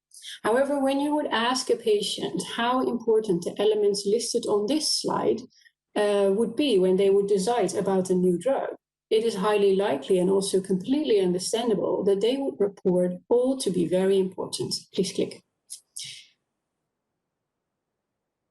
Although this is completely understandable and of course true, we don't learn as much from such an exercise because, for instance, we do not know how much money patients would be willing to pay for a treatment with a shorter waiting time, or how much more important the avoidance of side effects is compared to improved effectiveness. And it's precisely these types of results that are of particular interest. Click next, please. For that reason, pairwise comparisons were introduced, and patients' preferences are formally defined as the quantification of the relative importance of different aspects of goods or services. And this is recognized by the ISPOR community, as well as that it is mentioned like this in the FDA guidance document. Click next. In a recent review, 33 methods were identified for preference elicitation. And these methods were grouped into 4 groups. And first, there are the ranking-related techniques. In such a technique, you ask respondents to rank order the elements of a drug, device, or treatment from most to least important. Second is the rating-related techniques. In addition to a rank order, such techniques ask respondents to rate treatment characteristics to show any magnitude of differences in the importance, which of course already provides some insight into certain characteristics being way more or less important than other characteristics. Then there are the threshold techniques that show participants, for instance, a current standard of care and a new treatment with a larger risk of side effects. Then they start increasing the benefit of this new treatment until patients switch from their standard of care to this new treatment. And that, of course, represents the threshold value. And then finally, there are the discrete choice-based related technique that asks people to choose between full treatment profiles. Click next, please. These methods differ greatly in terms of complexity for the researcher as well as for participants. And of course, they also differ in respect of the outcomes that they can measure. The most reported outcomes are listed on this slide. And of course, we can always measure the preferences of patients. And depending on the method, there's different ways to account for any heterogeneity in preferences, as well as that we can explain what variables, like demographics or disease-specific variables, are associated to any type of heterogeneity in preferences. What we can also determine is the relative importance of the characteristics. So how much more important is one element of a drug compared to another element of the same drug? For threshold and discrete choice-related techniques, we can also calculate trade-offs. For instance, we can calculate how much risk people are willing to take for a drug that is more effective, or that can be taken orally instead of via an infusion. Alternatively, we could calculate how much benefit is required to be able to accept a drug that is less effective or in any other way less favorable. And finally, based on discrete choice-related techniques, we can also calculate the likelihood that patients will actually use or choose a certain drug or device. So in other words, we can calculate potential expected market shares of drugs and devices. Click next, please.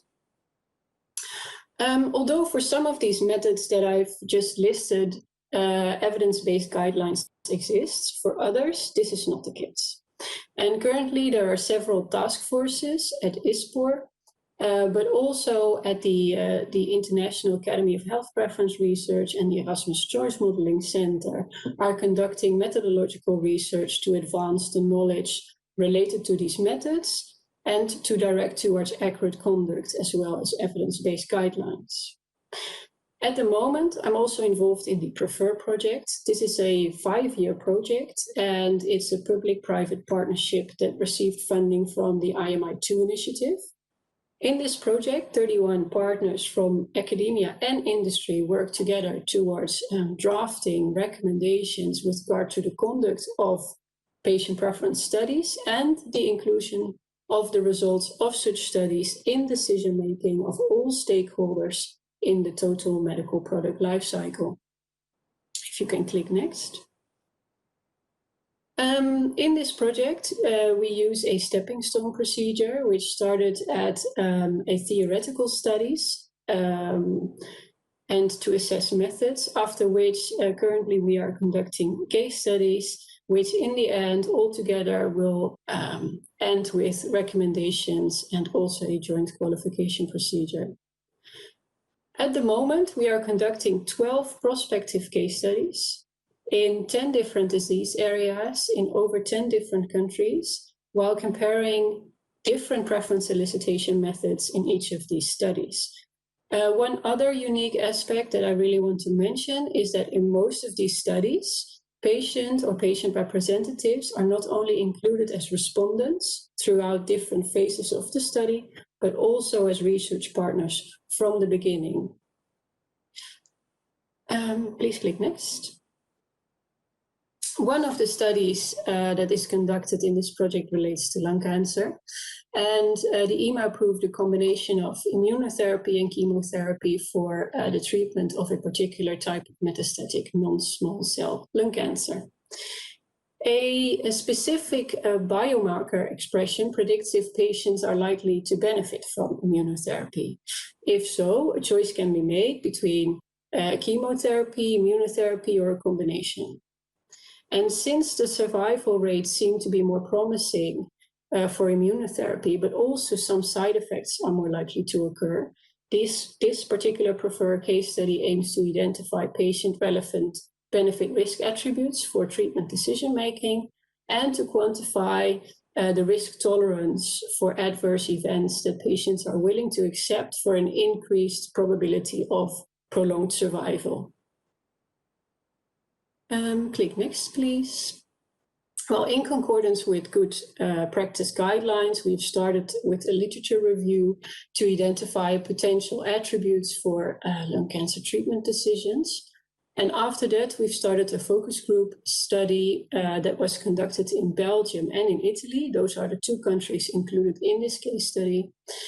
And based on the outcomes of those focus groups, as well as the literature review, we've updated the list of potential attributes that we have then taken forward in a new round of interviews with patients, where we did not only use a focus group discussion, but also ask patients to rank order the potential attributes. And based on that rank order of the attributes, as well as the discussions with the patients, we scheduled meetings with physicians, patients, and also onco coaches in Belgium to further evaluate the attributes, but also to make a final decision on the most important treatment characteristics to be taken forward in this particular case study. If you can click next.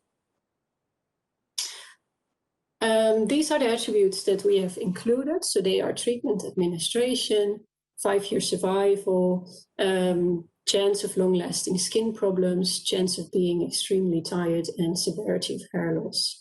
And as you can see here is that we've used a lot of risk information to be conveyed to patients, and we know that they are generally considered hard to understand, or at least risks are considered hard to understand. That's why we've added a lot of additional explanatory information in the survey, as well as graphics. If you can click next, you can see an example of an icon array that we have used in the survey for all of the risks that we are explaining to people. Next slide, please. Together, we have created an online survey that included a discrete choice experiment and a swing weighting experiment. And these are two different preference elicitation methods, and people answered these two methods in a randomized order. We've also included questions, of course, on the demographics of patients, on their disease, previous treatments, literacy, numeracy, locus of control. And we've used video instructions to educate patients on the choice context, so immunotherapy, but also on how to complete a discrete choice experiment task or a swing weighting task. We aim to include over 500 lung cancer patients in all stages of the disease in Italy and Belgium. Patients must be over 18 years of age to be included, and they will be recruited via their physician. We have drafted this survey very carefully, and we have also pre-tested it very carefully. At the moment, we are finalizing our pilot study, and if you can click next, I have a sneak preview for you from this pilot study. And these relate to the DCE, the discrete choice experiment outcomes only. What I can say so far, based on our pilot so far, is that all attributes that I previously showed you significantly contribute to the decision-making of patients. And all results are meaningful in the sense that patients prefer smaller risks over larger risks. They prefer longer survival over shorter survival. They prefer no hair loss over hair loss. Also, there are clear indications for preference heterogeneity. Although at the moment we were only able to run very simplistic analytical models, we already found indications for heterogeneity in preferences. If you can click next. These are the results of the relative importance. So although I just told you that all attributes significantly contributed to decision-making, you can see here that 5-year survival was more than twice as important in decision-making as compared to all of the other attributes. I also told you that we found indications for preference heterogeneity that related to mode of administration and 5-year survival. So what we saw is that in a small proportion of the data, mode of administration was actually the most important attribute and not 5-year survival. And the interesting thing is that this proportion was equal to the proportion of stage 3 and 4 lung cancer patients that we had in our pilot sample. I cannot draw any conclusions on that, of course, but we might expect large differences in preferences of patients for treatment depending on the stage of lung cancer they are diagnosed with. Click next, please. So the next step for this study is that we will, of course, update our survey. We will finalize our recruitment and update our analysis, during which we will do an in-depth analysis of the heterogeneity in preferences. And we will compare, of course, the outcomes of the DCE and the swing weighting experiment. If you can click next. So where do we go from here? Well, first of all, to my opinion, there's an absolute and critical need for guidelines on measuring preferences, and steps towards implementing them in decision-making should absolutely be made.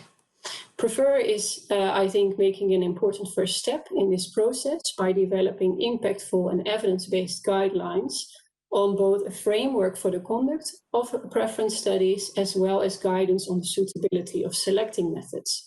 And in doing so, we will focus on the strong scientific basis in our case study and an ongoing alignment with all of the stakeholders throughout the entire project, so from theory development to the conduct of case studies, as well as in the upcoming writing of the recommendations. And let me end by saying that I sincerely hope that this is the first step of very many taken to further incorporate preferences and differences in preferences of patient populations in decisions made for these patients. Click next, please. I would very much like to thank you for your attention, and to you, Professor Berg. Thank you indeed for this discussion of a highly important topic, how to measure preferences among patients.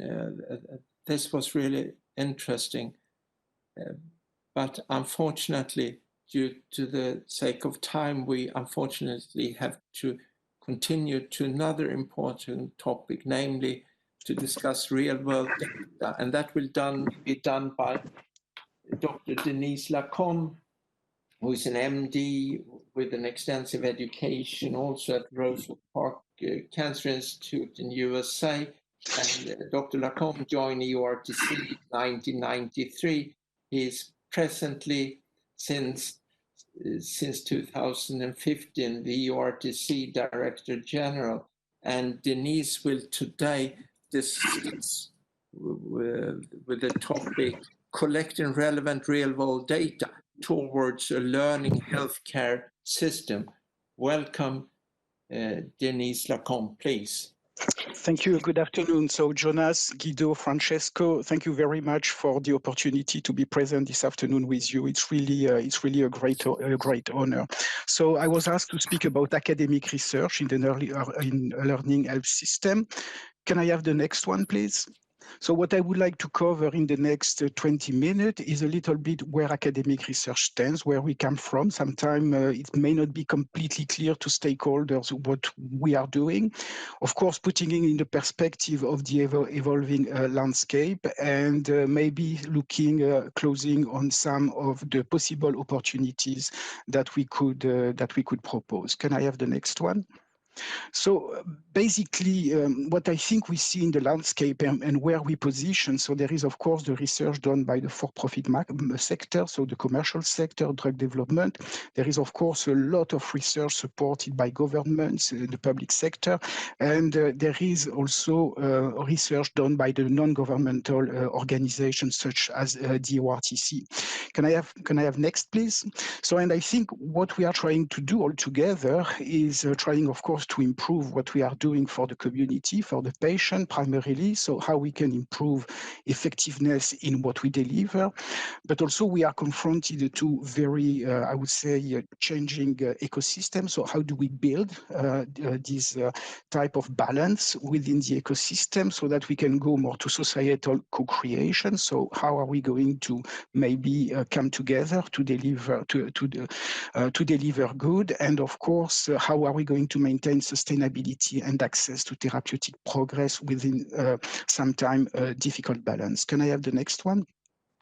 So basically, I will speak about the ORTC because this is the only example that I know. And for the ORTC, for instance, how do we position? What is the mission? Is very simple. It's survival and quality of life of cancer patient, and basically why we have been sustainable for the almost past 60 years is basically bringing multidisciplinary clinical research, translational trial, and therapeutic progress for cancer patients. And of course, what we've been trying to do is to bring some knowledge into methodological research, how we should advance our methodological solution to deliver this therapeutic progress. Next, please. So I think what we've been doing is apply clinical research, so trying to optimize treatment. And again, multidisciplinarity, it's not only about drugs, but it's also radiation oncology, it's also surgery. And of course, leaving no one behind, whether it's frequent rare tumors, and trying to cover as much as possible, at least in our remit, Europe. And I will come back on an example on how we can try not to leave anyone behind. Can I have the next one? So this is just to give you an example of what we have delivered to the community. And here, of course, we are not going to go through, but you will see examples of, for instance, basket trials in very rare tumors. You will see combination treatment, radiation oncology drugs. You will see very rare cancer. You will see quality of life type of data set. You will see adjuvant large trial changing practice. You will see purely surgery or radiation oncology trial. So this is the palette of therapeutic progress that academic research is trying to deliver to the community. Can I have the next one? So I would like to give an example, which is not recent. It's the current standard of care in newly diagnosed glioblastoma, which is a clinical trial by the ORTC and the Canadian Clinical Trial Group. And basically, it was a trial that people did not believe very much into, and it happened to be changing practice. And actually, it was a very nice collaboration, how an academic trial in partnership with the regulators and the pharma sector could actually lead to a changing practice and, of course, bringing a drug to the market. So we have an history of partnership and how we can do things together, and how do we optimize from there. Can I have the next one? So I think just to put things in perspective, there are the blue boxes, and basically what the industry, the commercial sector has been doing to bring innovation, new drugs to the market. But beyond that, there is an enormous quantity of research, and Solange has alluded to that earlier on about the question which remain. How do we optimize? How we understand how to use all these therapeutic weapons, whether it's in duration, sequence, combination, specific population, understanding benchmarking also, which falls into this remit, and how can we optimize that? And we will see that we will come to the question of access, how this, for instance, this bulk of research that is done there in this green box can actually support maybe access. Can I have the next one? So coming a little bit, of course, to the future, and I put academic clinical research and academic in between parentheses, because maybe what I'm going to say is not necessarily specific to academic at a time when I believe we need to partner and to try to actually organize ourselves what is in the expertise of the various stakeholders and how we can deliver better together. Can I have the next one? So basically, as we have seen, clinical research changing very rapidly, and here I've been trying to depict at the beginning, so on the left side, the new types of platform where we try to understand the biology of cancer, the mechanism of actions of new drugs, so trying to, from discovery, move into health application, then going into confirmatory trial, regulatory trials where we can conclude something which maybe will lead to changing our guidelines. But then, of course, how do we move from there? How do we understand how to use sometime again all these therapeutic strategy? And maybe we can refer to pragmatic trial, again, applied clinical trial.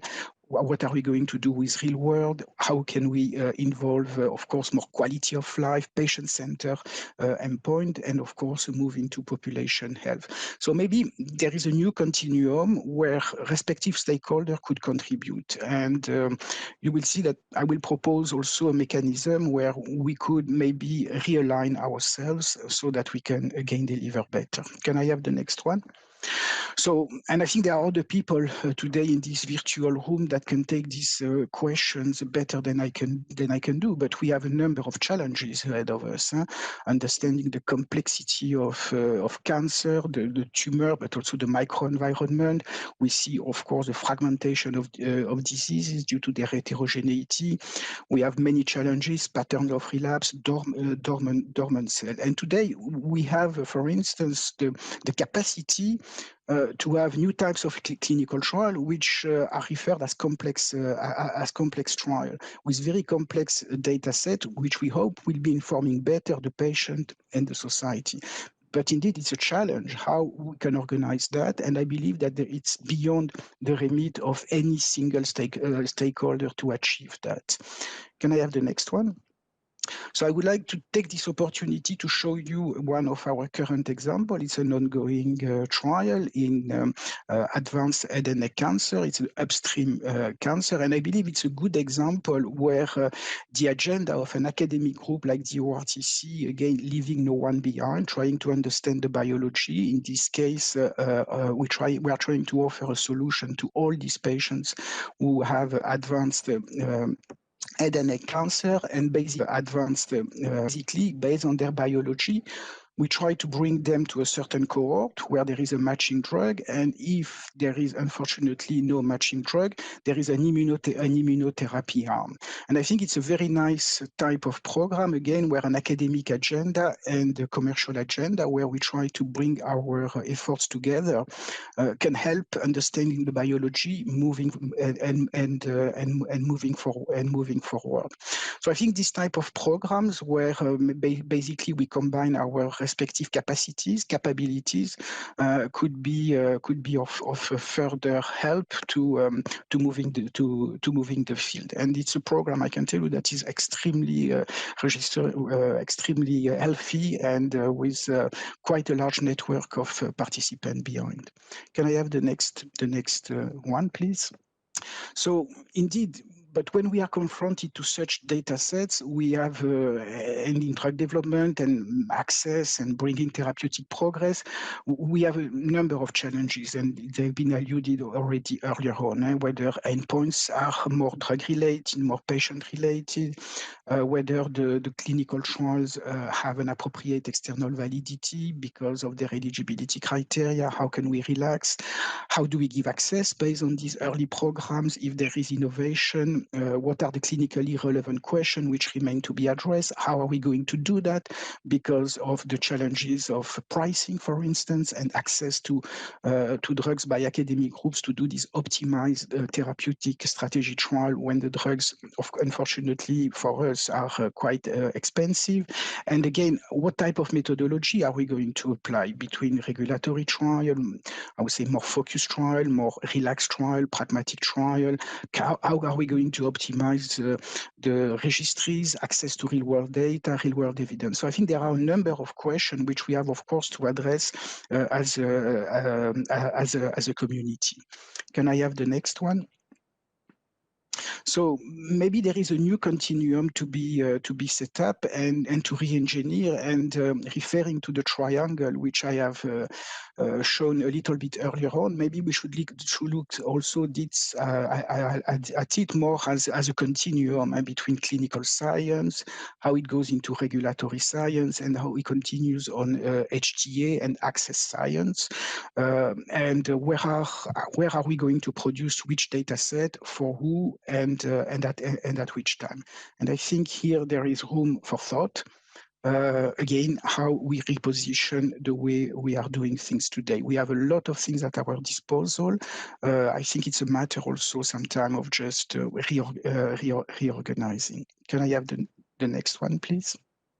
So I like to refer to this famous Canadian hockey player who is so good. He was asked, but how come you are so good? Basically, he said, I don't skate where the puck is, but where it should be.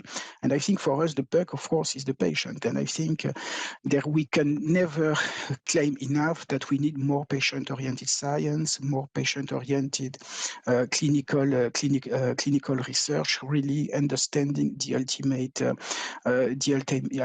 needs. And we welcome, of course, rapid access to innovation to all patients, but that was also alluded earlier by Professor Casali, is how do we control this uncertainty?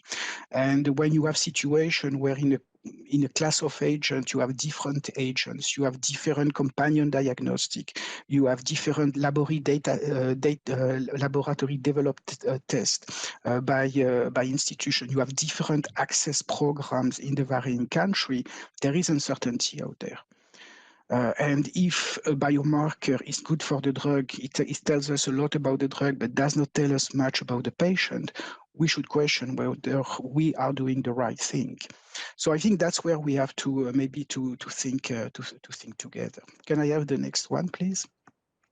So again, you have seen this slide. What has changed a little bit here? Can I have the next one, please? Is that I would like to see at this slide sometime from the other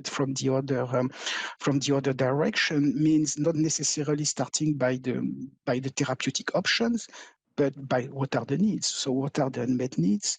What are the specific patient population? What are the questions out there? Again, duration, rare tumors, what is the long-term toxicity, what the outcome research, and so on. And I think this is the typical agenda that in an academic group like EORTC, but there are others that do a tremendous job, is to actually discuss with the patient in our groups, but also through our patient panel, how they see that. What are their ultimate needs, so that actually we can see what we have to develop what do we have to optimize to actually answer this type of question that the doctors and the patient have in the field.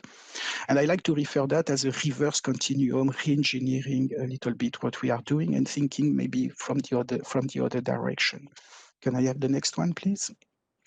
So I think at the time where our environment is changing relatively rapidly, where we actually are pleading a lot for treatment optimization, but also healthcare system optimization, maybe there is need to place in perspective the role of academic research in the continuum of development, maybe supporting access by developing and bringing robust evidence on these key questions, which are important in the field, in complement to what, of course, the commercial sector is doing. Again, trying to find a new balance in the changing ecosystem between the triangle.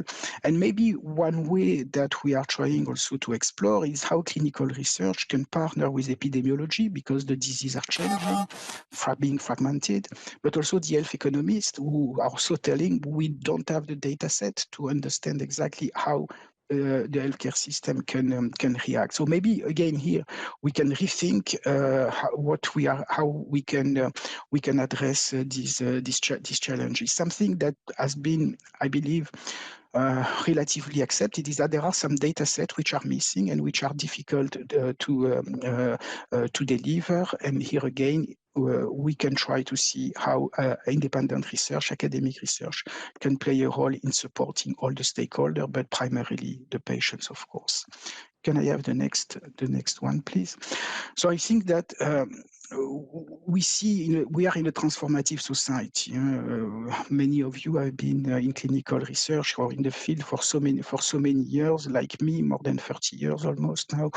And the way we work today in the economic environment, methodological research, is completely different. And sometimes we continue, of course, on what we know best because it's comfortable. But maybe we should unlearn actually what we have done. We should not throw away everything because there are good things, of course. But maybe we should question how we can do things differently. And maybe we can try to perform efficiently, apply clinical research in the best interest of patients and therapeutic progress. Can I have the next one, please? So I think also, despite all the challenges that we have, including the COVID crisis, we have many opportunities. We have the capacity to do so many different things, from trial, from registries, from accessing to real-world data, new types of methodology. So they are all there. Can I have the next one, please? So I think what we don't necessarily know is how to use all that. And I think that what we should have is research on research methodology. We have a lot of gaps here, and that there is room for improvement. Again, maybe re-engineer a new way of reverse continuum, how we can start more our work from the patient needs, from the field need. And I believe Commissioner Kyriakides has referred to diagnostic, treatment, and monitoring, and see really what we can do with this new type of data set. Again, understanding better the population, how we develop treatment, and indeed how we follow on the long term. The opportunities are there. I think, if I can say so simplistic, it's just for us to see how we reorganize that. Can I have the next one, please? So I cannot finish this presentation without saying that EU is complex. It's EORTC. We run at any point in time 50 clinical trial in about 40 countries. It's several thousands of new patients every year on clinical trials. So we jungle with that every day. It's extremely complex. Regulations will be coming up. They help with something. They don't necessarily solve everything. ICH is under revision, and this is a plea for simplification of our environment. Also, at this opportunity, taking into account the voice of academic research, pragmatic research, if we really want to move forward. Can I have the next one, please?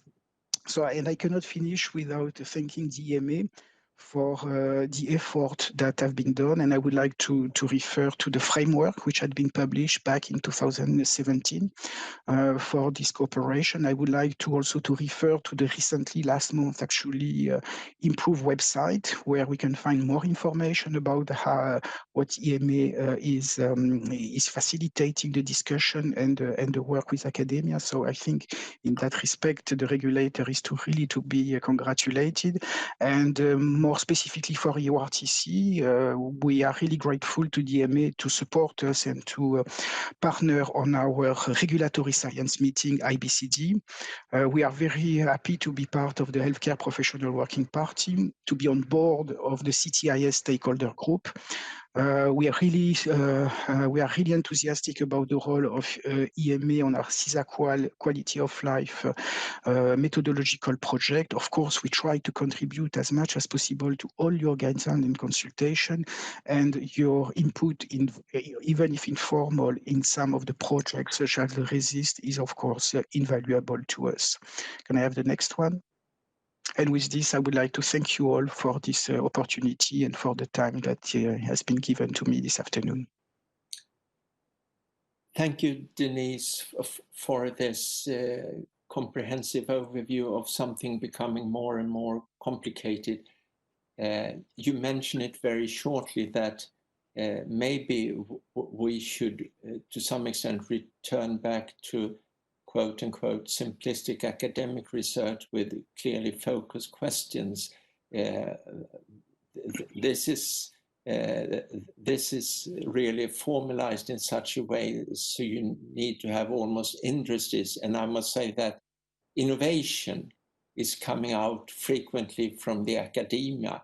And then the academia doesn't have the economical power, etc. But if we are really talking about valid endpoint, etc., correct comparator arms in clinical studies, then I think academia really still has something for us to engage into. And although you, of course, have to adapt to all these altered recommendation on how to run study, all the regulation, but still, the most important thing is that you run studies where you get the correct answers, having the correct questions in a smooth way. Would you like to comment on that, Denise? I can only agree with that. I think robustness, correct question, what really matters, and also appropriate design. I think we have, again, a number of opportunities.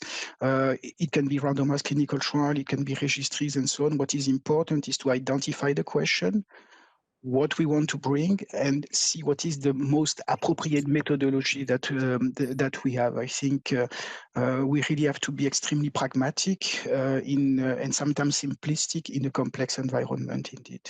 Start with a simple question. Thank you.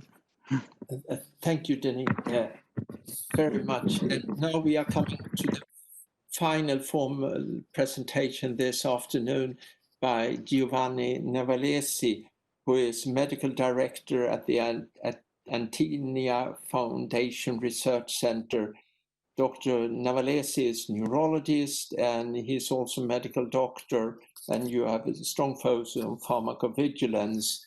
Now you will discuss something highly complicated, namely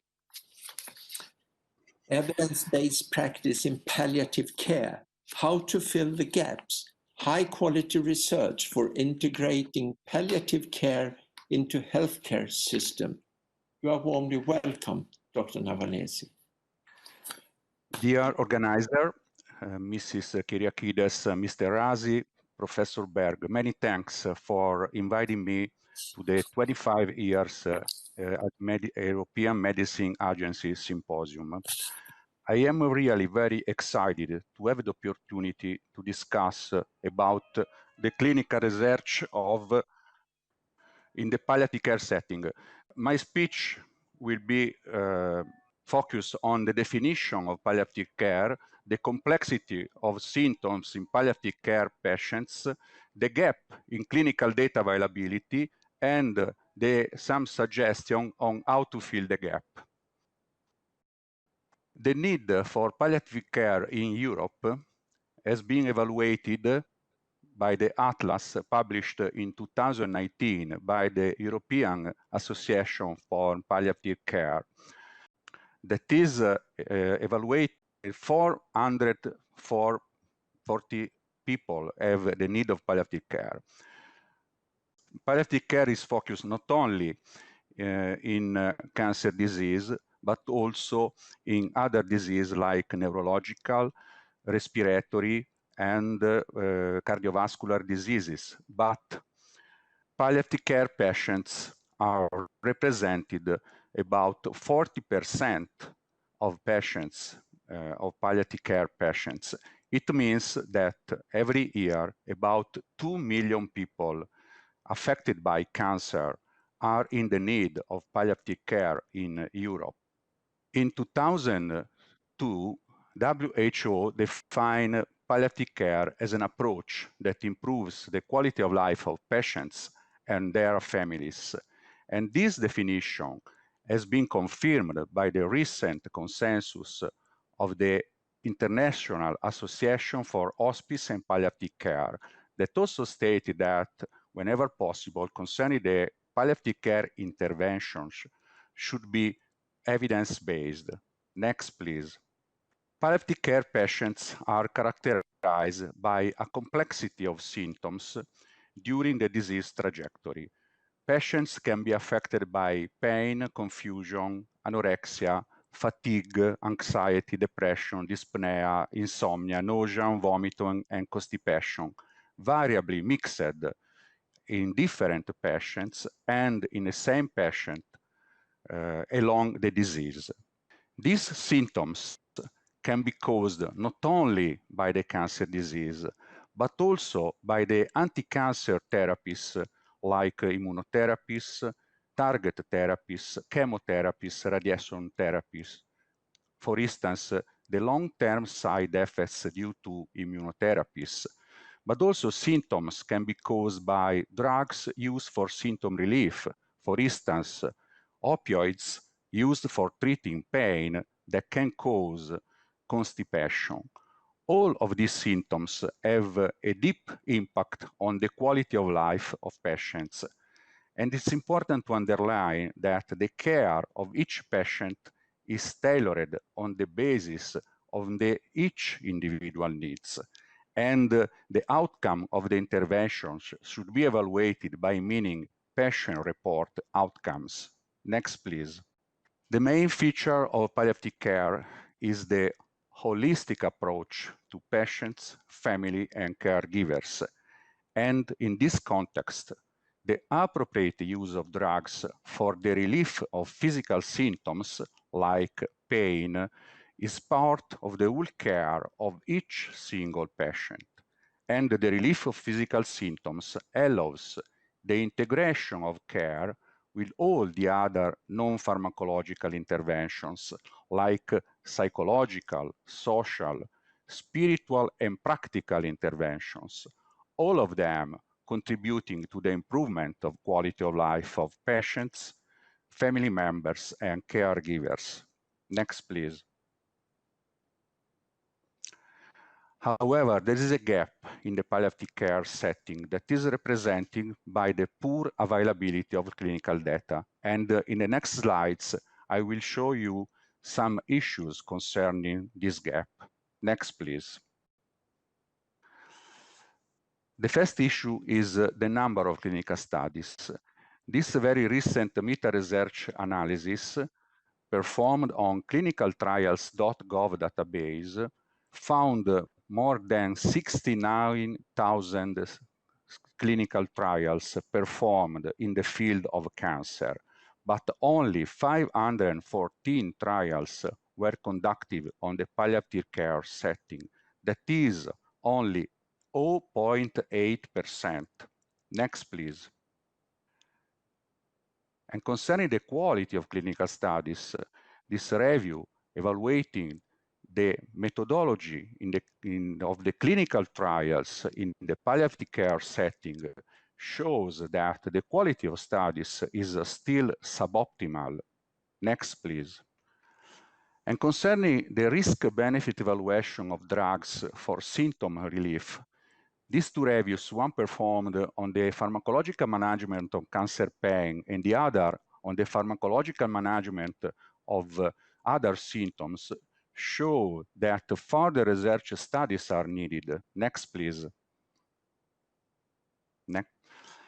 And about the risk-benefit evaluation of drugs for symptoms relief, there are still some open issues, represented, for instance, by the complexity of patients that can affect the pharmacokinetics and or the pharmacodynamics of these drugs, but also patients with different type of cancer that may respond in a different manner. Or another issue is the appropriateness of routes of the administration, of range of doses, and finally, the real impact of this drug on the patient report outcomes and the quality of life perceived by patients, family members, and caregivers. Next, please. Also concerning the risk-benefit evaluation of the anti-cancer drugs, there are still some open issues. The first is the long-term safety and tolerability in non-responders patients that are admitted to the palliative care setting, or the contribution of these drugs to the also, there are some other issues represented by the low grade of the evidence and indication to the everyday best practices that not always are based on robust clinical data, and also policymaker regulatory authorities indication decisions that not always are standardized throughout Europe, but are country-based. Next, please. Some suggestion in order to fill the gap. First of all, cooperation. It's important to build a cooperation in order to cooperate among European palliative care center and oncology centers in order to promote bridging studies between oncology setting and palliative care settings, what we call continuity studies.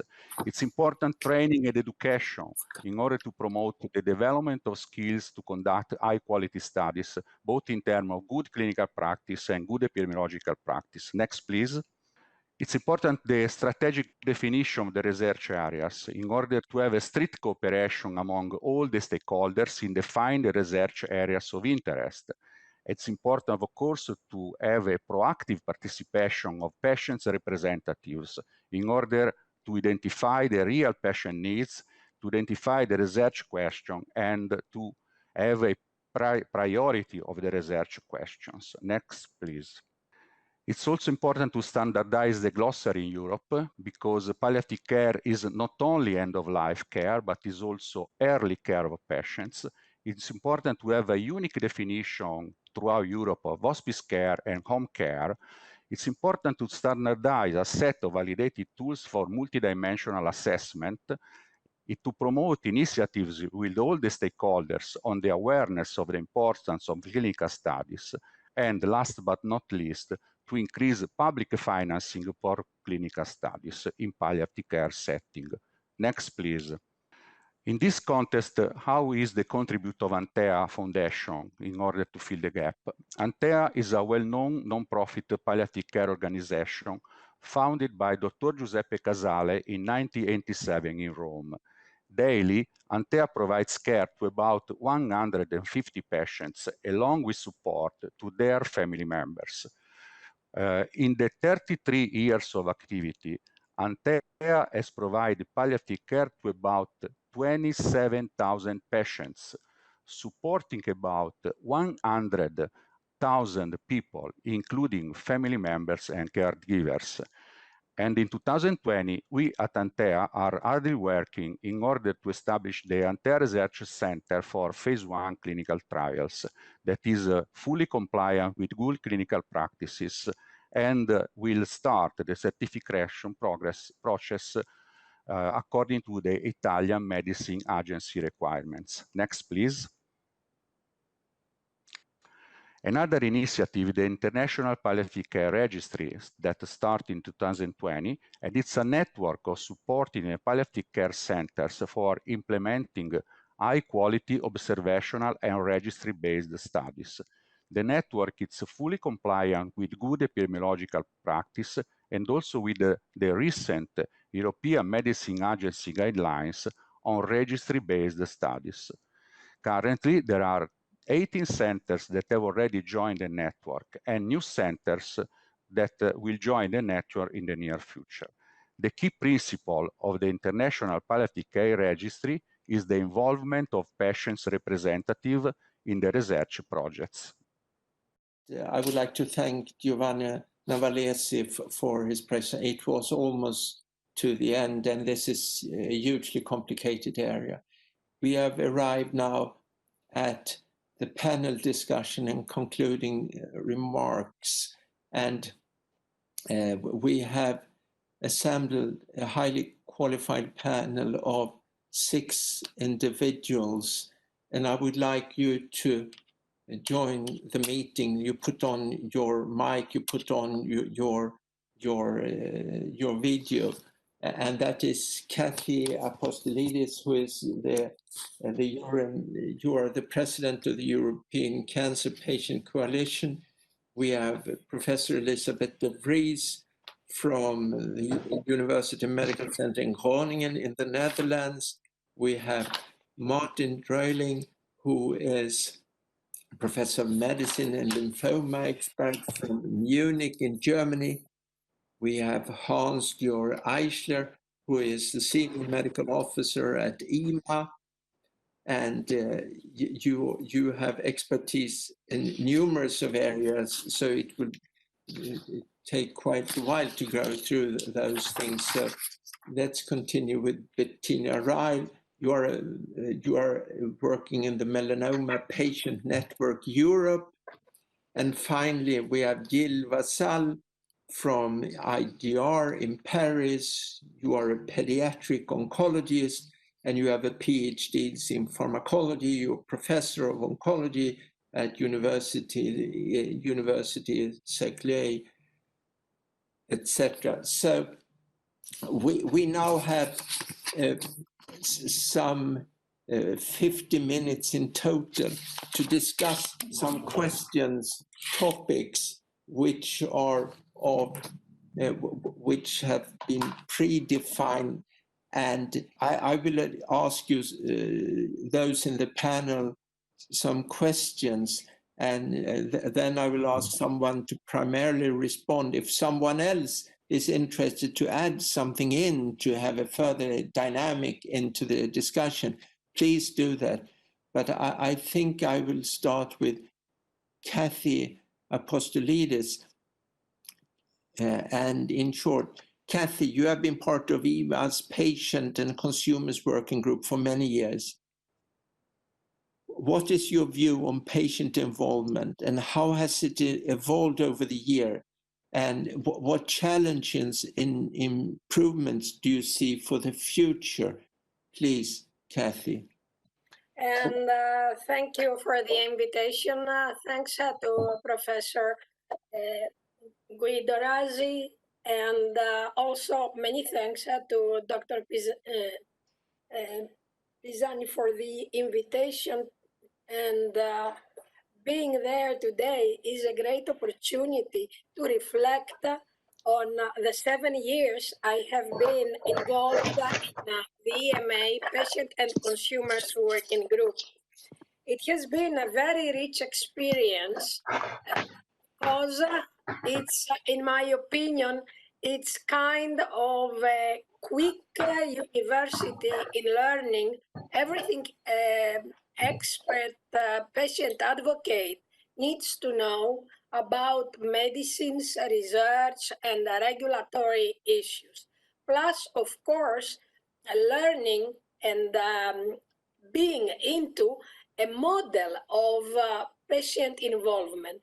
There is a lot of talk in Europe the last 10 years about patient involvement, but how many organizations, how many institutions have made it a reality? Besides the EMA, who has developed the model every year, adding something more, and the Commission, there are not other such examples. And also we have seen and we have invited the EMA to present this model of patient involvement in international conferences and congresses. So what have I learned there?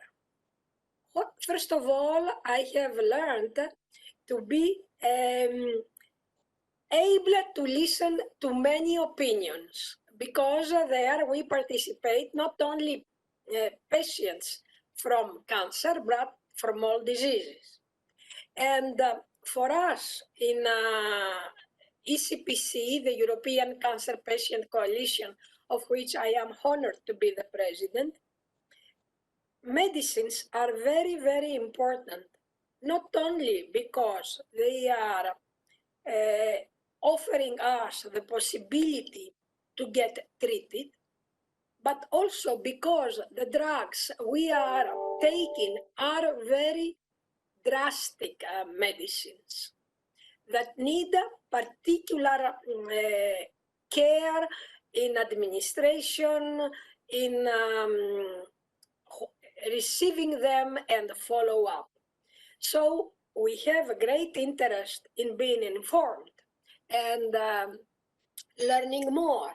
And how a patient learns in the EMA. In the EMA, you learn by not only attending and listening, but also by doing. And what does a patient advocate does in EMA? You can do lots of things. You can participate in the review of the PARs and the patient information leaflets that goes into the packaging of medicines. This is a real work, and as previous speakers have mentioned, this is work that is done on top of all the other things we are doing. We are asked by the EMA to indicate patients who are having certain cancer types so that they can present their patient perspective of living with that specific cancer to the scientific committees of the EMA. And this is something that we have done over the years, and this is something that needs our collaboration as being now expert patient advocates, to coach the patients, to inform them what exactly is to appear before a committee, because many of them have never spoken in public, and moreover spoken in English, in a foreign language. So they need coaching, they need reassurance and empowerment to speak on behalf of all other cancer patients. We are doing a lot more. We are participating in discussions, in consultations with the staff of the EMA. And what I have remarked over the years, that although in early years it was founders or presidents of patient organizations attending, with the years coming and with the work of patient organizations being expanded, more and more we have representatives who are staff members of patient organizations representing the patient interests. Is there enough representation at the EMA? Currently, the European umbrella patient organizations participate, and ECPC, here I have to mention that ECPC currently represents more than 450 patient organizations across Europe and far beyond in 47 countries. And what we do in ECPC, we are advocating for patients to be acknowledged as equal partners in their care and co-creators of their own health. But for doing this, they need to be empowered, they need to be informed, and they need to participate, to actually participate in their care. besides being a member of the PCWP, I have also been a member during the last 3 years, a member of the ENCEP, the European Network of Centers of Networks of Pharmacoepidemiology and Pharmacovigilance. This was something new for me because we had already worked on pharmacoepidemiology in the PCWP, but not as deeply and as scientifically it is done in the ENCEP. I have been elected to the ENCEP to represent the Patient and Consumers Working Party.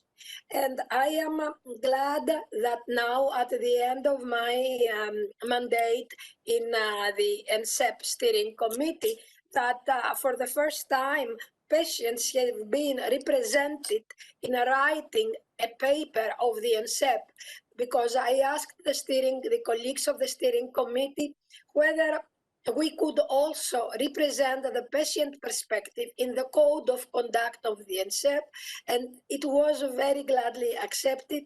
So I drafted the paragraph and it was integrated. Kathy, yes. This is Jonas Berg. You are speaking so nicely and fine. The only thing is that there are some other members in this panel, and you have been extensive. It has been elegant, but I need to ask you to conclude a little bit now, please. Okay, what needs to be done further is to facilitate and make the knowledge that has been accumulated in the EMA over the years for patient involvement, organize it better so that it is not, let's say, in meetings as it is now, but organize it in topics, categories, so that it can become the something that patients all over the Europe can access to. Thank you. Thank you very much. Thank you very much for a thorough description of all your important activities in multiple arenas, by all means.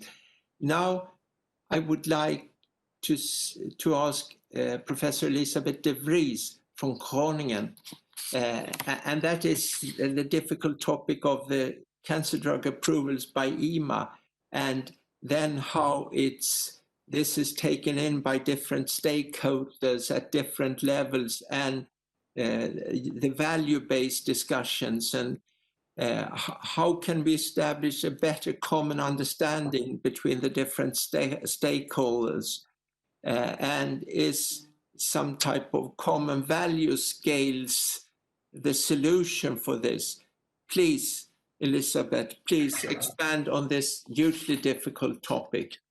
Okay. Thank you very much. I will try to explain that I think value scales help. I'm not unbiased on this, as I was involved in the development of the Esmo magnitude of clinical benefit scale. Value in medicine consists of two factors, cost and the magnitude of benefit. The cost factor for any new agent is in most places submitted by the manufacturer. So the magnitude of clinical benefit, of utmost importance for the patients, is the first issue that can be independently judged. Evaluating the relative magnitude of benefit is challenging and potentially subject to bias. It requires a structured, validated, unbiased approach that can be applied across disease settings. And this is where we feel value scales, such as the Esmo magnitude of clinical benefit, might fit in. Esmo rigidly adheres to standards in the development of the continuous revision process of the Esmo MCBS. Accountability of reasonableness is a standard required for the ethical validity of tools in public decision-making. And this involves meeting criteria such as robust statistical validity and a transparent process of development. For Esmo, this process resulted in a scale to grade the magnitude of benefit of a medicine in the curative and in the non-curative setting. It is of no use in developing a scale if various stakeholders cannot apply it, and to bridge the gap, you have given workshops also for patients, and this helped create a scale usable by everybody and be transparent on how you get to a certain grade. Also, everything you need for grading is freely available on the web and is on the Esmo website. Having value scales helps to consult with our patients to evaluate which treatment provides them the best magnitude of benefit for their disease. However, nowadays we know that apart from patient care, it's also used to teach, improve trial design, and by organizations and countries as a policy tool. And as Solange Peters already mentioned, the WHO uses it to pre-select drugs for the essential medicine list, and there is an increasing use internationally in HTA processes.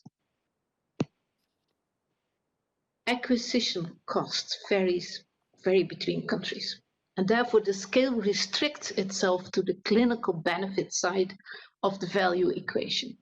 Esmo is, however, not ignoring this important issue indeed. Esmo aims to develop a geographically based reimbursement model that could potentially guide realistic cost at a certain place, in a certain setting, for a certain medicine. And this has to result in the best and affordable care for every patient, but there is still a lot to be done. Thank you.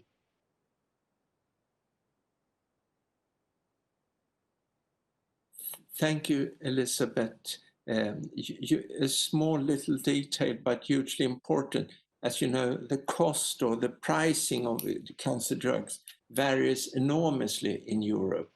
I must say, to the political level, why is it not creating a harmonized model? Because the European Union should buy the drugs for 440 million people, because then you can have a very good price, rather than single small countries like Sweden try to buy the drug. Because this is a major hurdle for the usage of even some of the good drugs coming out good in your scale. Do you agree or disagree on this viewpoint? I agree that it's a problem. Very good. I think we also agree that we will have to work on it to get those things done. And I think a meeting like today, where numerous stakeholders are involved, will hopefully help as well. Small steps we try to get there. Small steps will make a giant leap. So let's hope for the giant leap here. Thank you, Elizabeth. And now I've got a question for Martin Drayling. And which is the current framework for patient-focused studies from the viewpoint of large academic organizations like the European Hematology Association? How is that organization, which you are very much involved in, how do you collaborate with a patient? And from your clinical experience, how has the concept of patient-centered research evolved in hematology in Europe? Are patients more systematically involved in setting priorities, designing trials, and being part of the evaluation of the results? Please. Well, thank you very much for this kind introduction. First of all, of course, happy birthday, EMA.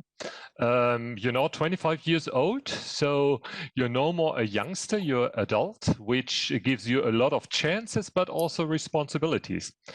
And so what I would like to do, in fact, do a little time journey, really seeing how this subject, namely patient-centered research, has been really performed during the last 20 years in clinical trials.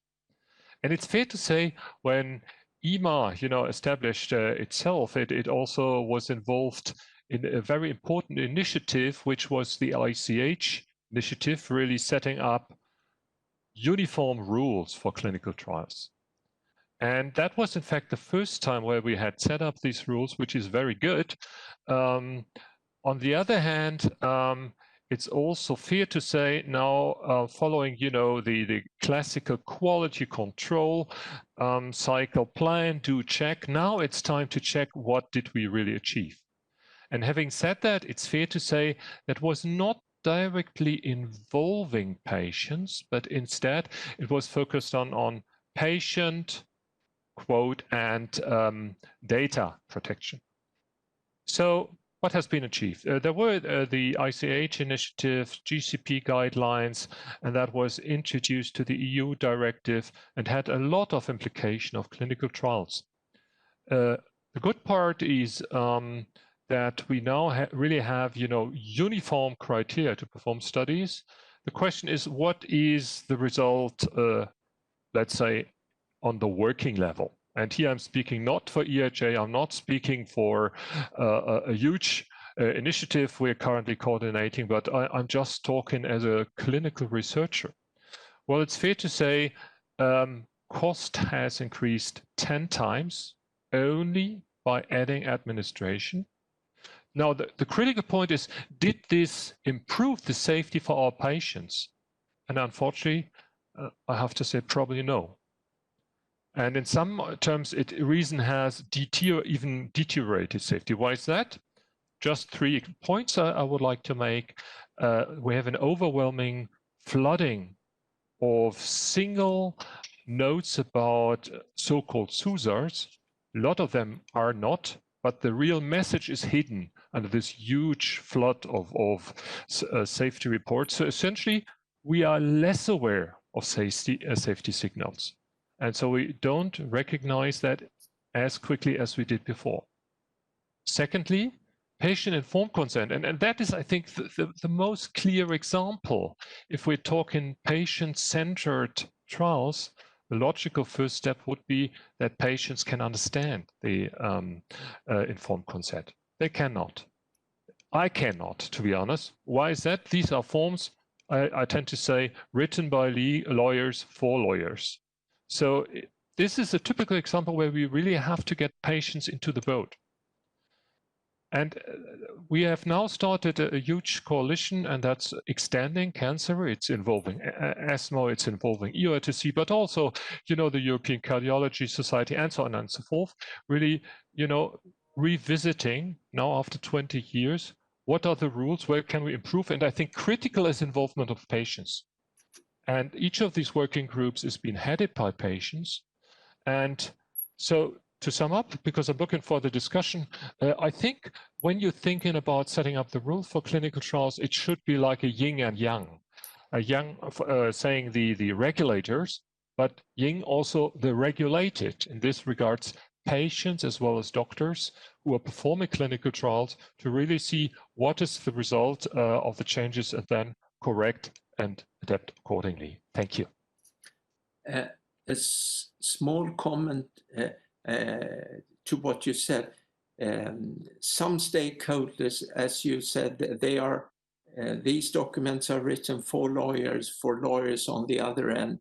But I can tell you at the Karolinska, we at least have had over the last year some strong people in the ethical committees who have said definitely no to these type of long informed consent, which are not understandable.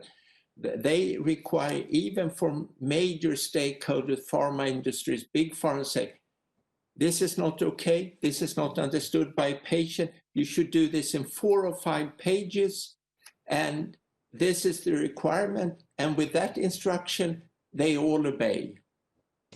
I couldn't agree more, and I love the old Karolinska rule, never have a patient informed consent longer than 2 pages. This is what I know from Eva Kimby, and I do absolutely agree.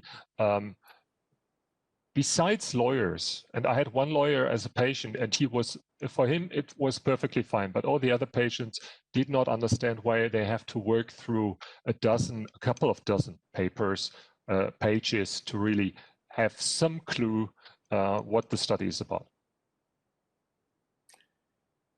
Okay, but it should be good if there would be some understanding on the European level in the sake of the patient, because you are right, this is the interest of the patients, because as one of the lawyers at the ethical committee said, this is information to the patient. This is not time of liberty letter for the industry when there are sentences describing any type of side effect can occur. Many of them are unknown, but even those we warn you for. And this type of absolutely, for me, non-patient orientated, friendly, and the only reason is no one can make a claim then, because everything was, any type of side effect can occur. We don't know about them yet. I couldn't agree more, and you're more than invited to participate in one of the working groups. As I said, one is focusing on the patient-informed consent, one is focusing on this safety reporting, and the third one is on interpreting the current rules by different stakeholders.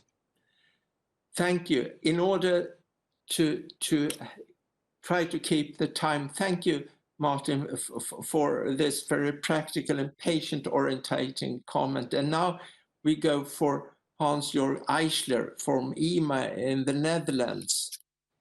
Patient involvement at EMA has come a long way. Yes, we are very proud about that. Where do you see that most progress is possible? To what extent should patients become part of the regulatory discussions?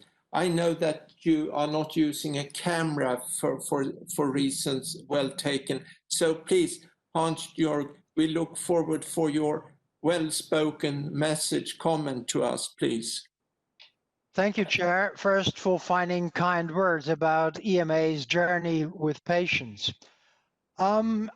To answer your questions, what can we do more with patients? How could they become of the regulatory process? I would like to hark back to the excellent presentation we have just heard by Jan Gessler. He spoke about values, trade-offs, preferences. Now, if you ask anyone what a regulator does, they would probably tell you, well, they assess a drug before they come to a decision. And that is not wrong, but it is also not complete. Yes, there is an assessment of data. This is about the quality and the adequacy of studies of data, etc. But once you have ascertained what are the anticipated good or bad effects of a drug, then comes a second step that is very often not spoken about, and it is called appraisal. And this is about values and preferences. So do the benefits outweigh the risks? Yes or no? Is the uncertainty acceptable? Yes or no? Now, the key thing here is between those two steps. The first one requires experience and expertise, and it is best left in the hands of experts, and these have issues debating that. But the second one is about values and preferences. And as we have heard, well, whose values should count? And I guess we could all agree, ultimately, it should be the patient's values.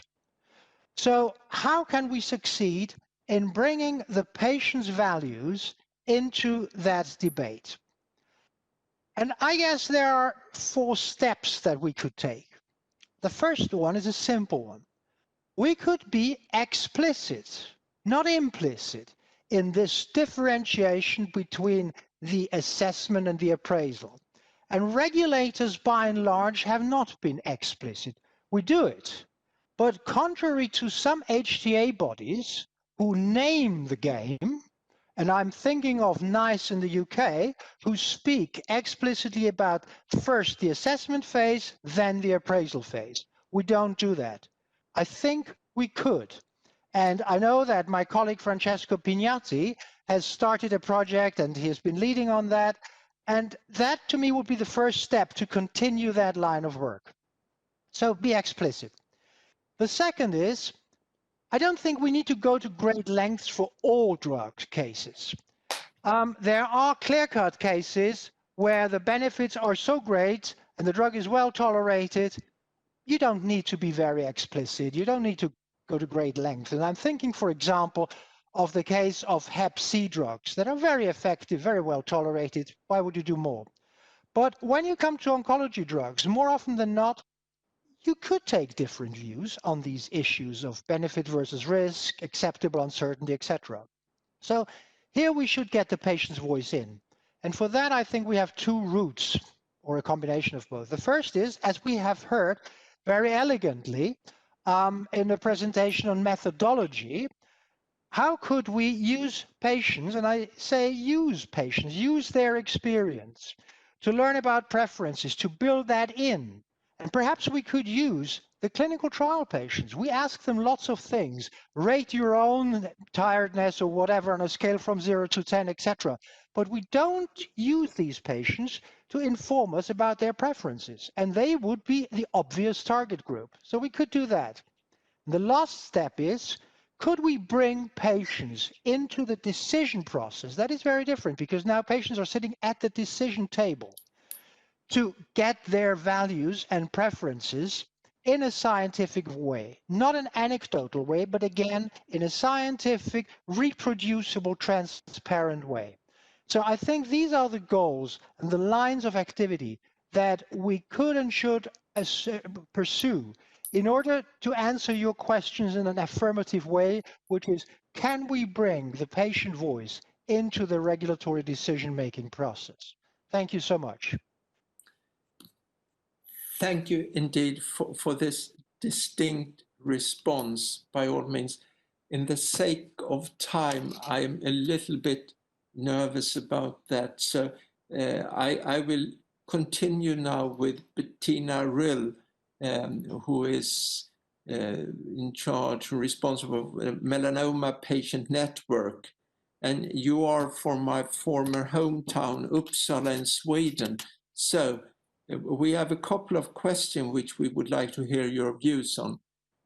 How can we achieve patient-centric clinical trial designs? And then second one, conducting trials in Europe is difficult. Assessing trials from a patient perspective is often mission impossible. What do we need to ensure equality in cancer clinical trial access for patients in Europe? Two tough questions in a relatively short time for you, Bettina, to respond to. Please.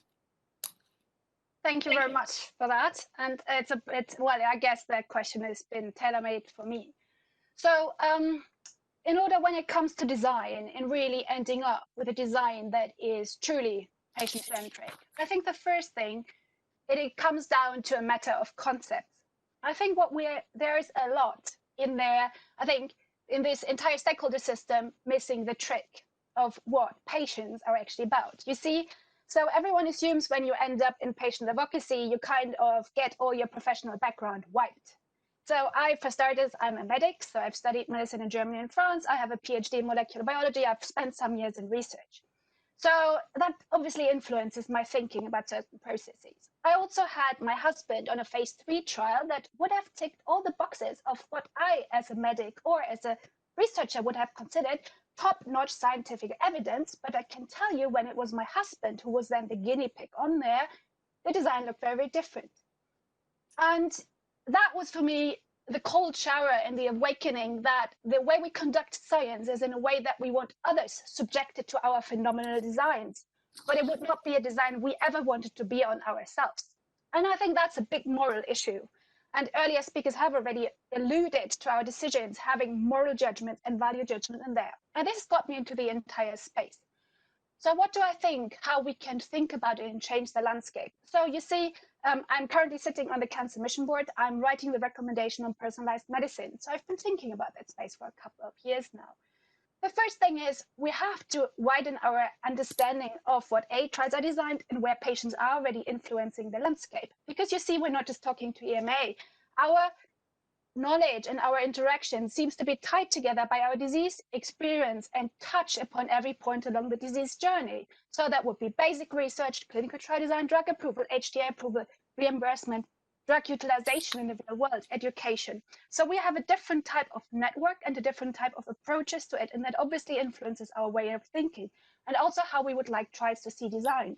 You see, a super smart early trial that in the end does not suffice for HTA approval is not patient-centric because it gets the drug stuck late in the approval pathway, and we end up without access to it. There are obviously, and Jan has already showed a slide that is actually building on some earlier work I've done, there are smarter and less smart ways to be involved in a clinical trial design. I also only have 24 hours a day, 7 days a week, so I am quite choosy where I tend to invest the time. So for example, in informed consent, that's the bow on the wrapping on a package. So an informed consent doesn't change anything about the design. So you can make it pink or yellow, and you can use Arial or Times New Roman, but in the end, it does not change anything about the substance. So I do think we have to rethink the entire process.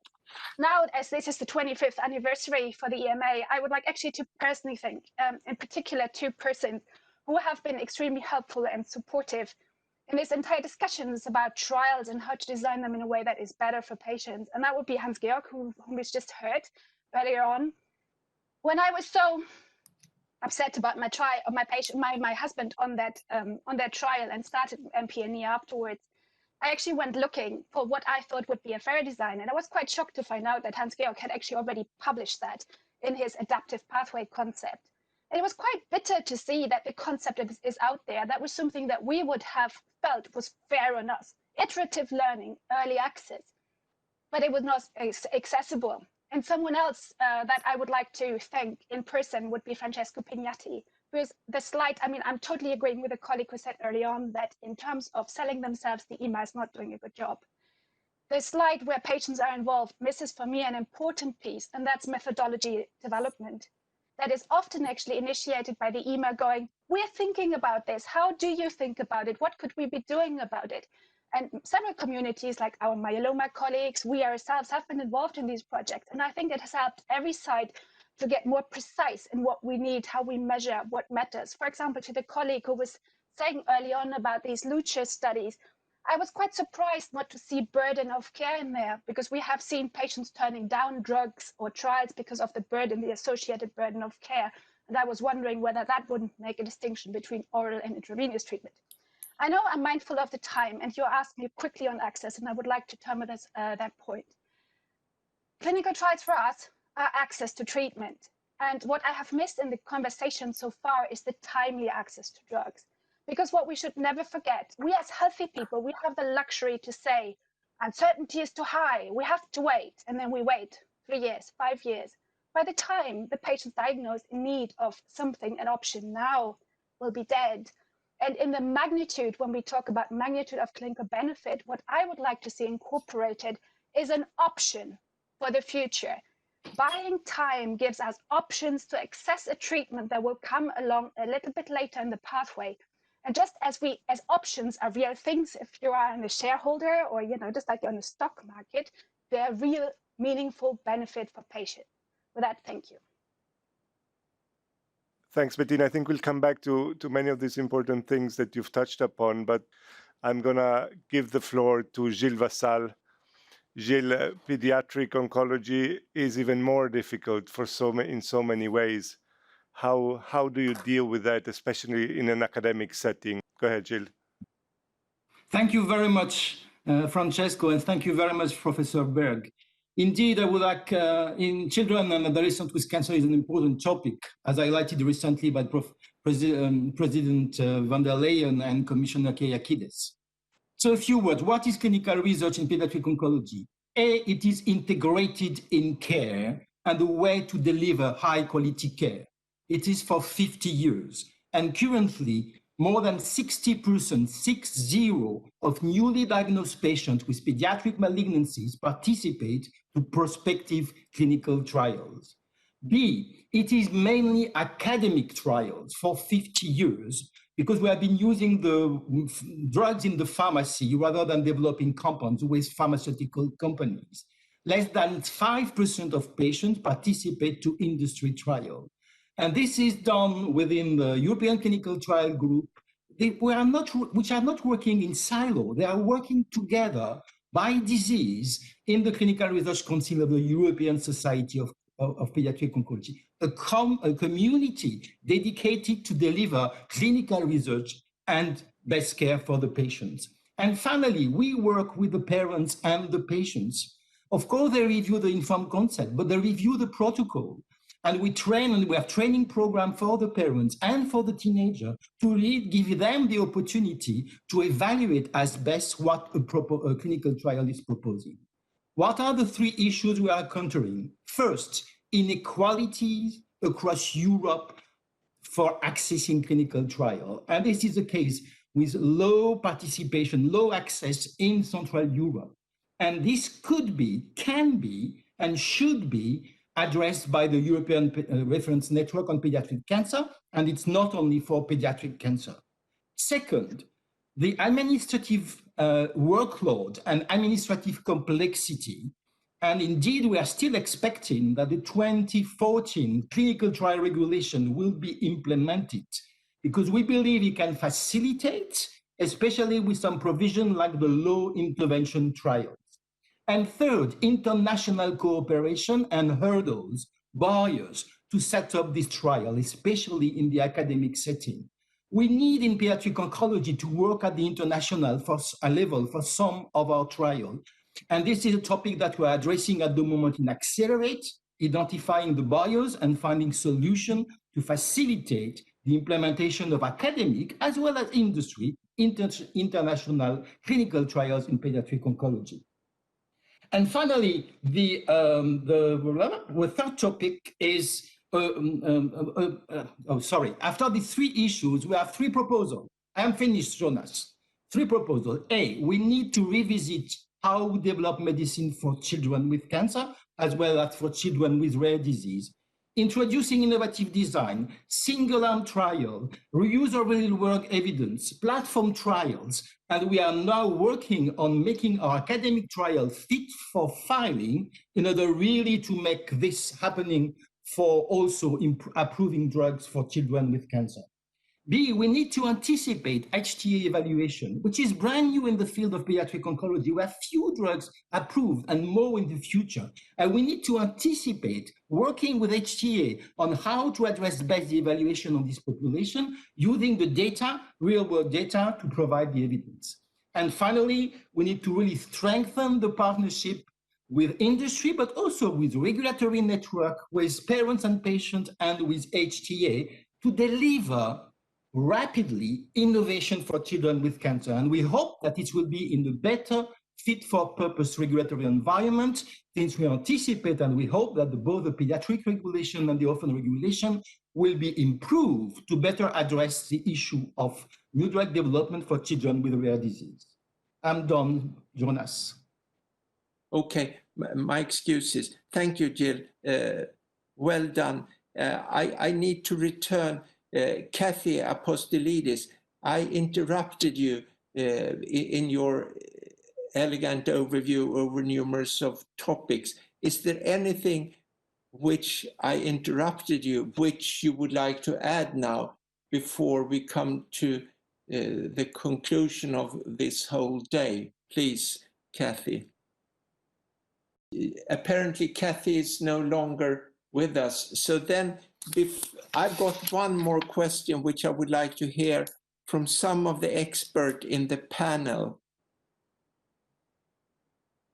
And that is the following question. How can we ensure that development of cancer medicines aim at providing the best treatment option for each patient? What are the main changes that need to take place to develop precision medicine? Anyone who would like to respond, please just start to talk and describe your viewpoint on this complicated matter, please.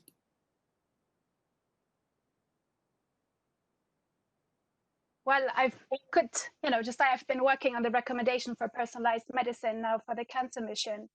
And one of the criticisms that we fairly got when presenting the recommendation was that so far this is something that is restricted to the highly technical centers in the country and not available to the ordinary patient, how they're called. So I think in order to really, to see the benefit of personalized approaches, I think we have to start with the implementation in mind to make sure that it truly reaches the patients in need. And I've been looking for some initiatives how to where this is done. I've fallen over a prostate cancer network in Germany around Berlin that I think is quite exemplary in that context. But it got me thinking that it will require a new approach to medicine where we combine clinical expertise with data gathering, both electronic health record, but also genomic information, and start learning from these large data sets. And I actually think that that will anticipate some of the issues that we have at the moment with regulatory approval for smaller and smaller patient populations, as we have heard for pediatric rare cases, for example, but also rare cancers earlier on today, and also the health economic aspect that the last speaker actually alluded to that I think we have to anticipate. Thank you. A small comment to this is we are living in 2020. To send a small little sample anywhere on the globe will just take a few hours. But to take care of a patient is the challenge. You are using a new drug with partly unknown side effects. And the issue is if you are in a very small center somewhere, I would say the safety for the patient, at least initially, is really there, that if the likelihood that the big center with one dedicated person has more experience to handle effects and side effects if you're into precision medicine, that dimension also needs to be covered. So you are not giving a drug every 5th year because the quality of that delivery is likely not as the same as if you do this on a weekly basis. That is correct. I still think that we have to rethink pharmacovigilance, as you allude to it, because we have to accept that if we approve drugs based on smaller patient populations, we will have limited pharmacovigilance data just because the statistics work differently. So I think we have to get better at follow-up and interactivity. And I think yet again in Uppsala, actually, the Uppsala Monitoring Center has been developing some tools for that. And I think we have to make more use of proactive pharmacovigilance in that context. But I fully agree with you. I also don't want to see new dangerous drugs somewhere in the hands of someone who has no experience, because that endangers patient lives. Excuse me, do you hear me now? I hear you now. Yeah, okay. I was centrally muted and I could not unmute. But what I was talking before is the importance of the informed consent. Patients will not be able to participate in more clinical trials unless they understand what is asked for them, what are their rights. And we have been advocating for this, and we have been working for this, for more patient-friendly informed consent in the IMI Pioneer project. So it is very important, and we agree that the informed consent should not be more than 1 or 2 pages in a language that patients can understand. And if there is need, they should be explained by the doctor or by a nurse what is the content that they are asked to sign. I would also mention here the importance of biobanks for research. We need to have biobanks, national biobanks, accessible by all researchers who want to make research. Patients are very much willing, particularly cancer patients, to donate their biosamples for research. The only thing they ask is to know where their samples are going to be used, in which research, what results have been gained with the research. And this should be made easy for both patients and researchers. Thank you. Thank you for these 2 comments. I share your view on both these issues. Thank you for adding this, and sorry that I interrupted you the first time. Thank you indeed for coming back with these additional remarks. Is there anyone in the panel who would like to add something pertinent, burning? Because I'm intending to go for my concluding slides if there is no one else who would like to say something before we close this panel discussion. I have to thank all the panelists for excellent participation and excellent activities and interesting and good viewpoints. Thank you indeed. I don't see any hand risen here, so may I ask, Hanneke, that you put on my last set of, or the last set of slides which you have got, please. Okay, next slide, please. And we have in the panel discussion discussed quite a bit of patient important issue. But before that, I would like to thank Guido Rossi, who is the Executive Director and Professor of the European Medicine Agency. He is, unfortunately, his term has come to an end at the end of next month, and he has done a lot for EMA. His commitment to transparency has been very profound, and he has been instrumental in producing an EMA landmark policy on proactive clinical data publication, and also very important to expand the international collaboration. And he's presently the chair of the International Coalition for Medicine Regulatory Authorities. And finally, he has a drive and vision for innovation, which is really mirrored in the EMA activities, in the regulatory and science activities. And that, of course, should make Europe quite well prepared for the advances in cancer medicine and of benefit for the patients. Next slide, please. And I have to remind everyone, we are in the terrible area of COVID-19, but here I've listed, according to WHO, 71% of deaths is non-communicable diseases on an annual basis, and cancer is the second most common one with 7.6 million. Next slide, please. And here you have the scenario in Europe, where we unfortunately have 4.2 million individuals acquiring cancer, and 1.9 million, unfortunately, die from the disease, and the global death rate is 9.6 million. And if I have the next slide, here you have seen this from Solange Peters, the expected development in the incidence. So next slide, please. And here, once more underlining the importance of cancer, and that's why the topic for today was well taken with the patient engagement in this. And then you see cancer is the most common death cause in the dark blue areas in many countries, as you can see. Next slide, please. And here, today, we have millions of individuals, unfortunately, contracting COVID-19, and 1.2 million have already died from the disease. But this put you into some perspective, because unfortunately, there is a risk that more individuals will die from cancer due to delays in the healthcare and different priorities in present days. Next slide, please. So here you have what I just said.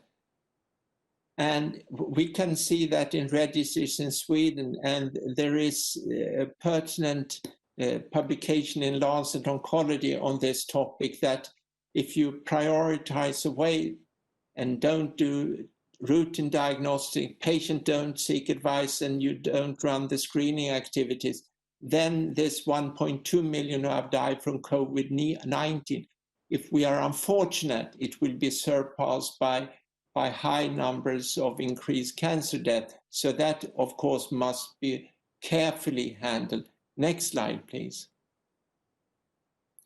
And then this is the executive director. It was good to hear that cancer is still at the priority from EMA, and it's really important. and in particular at the 25-year anniversary, that EMA continues to deliver safe and effective cancer medicine.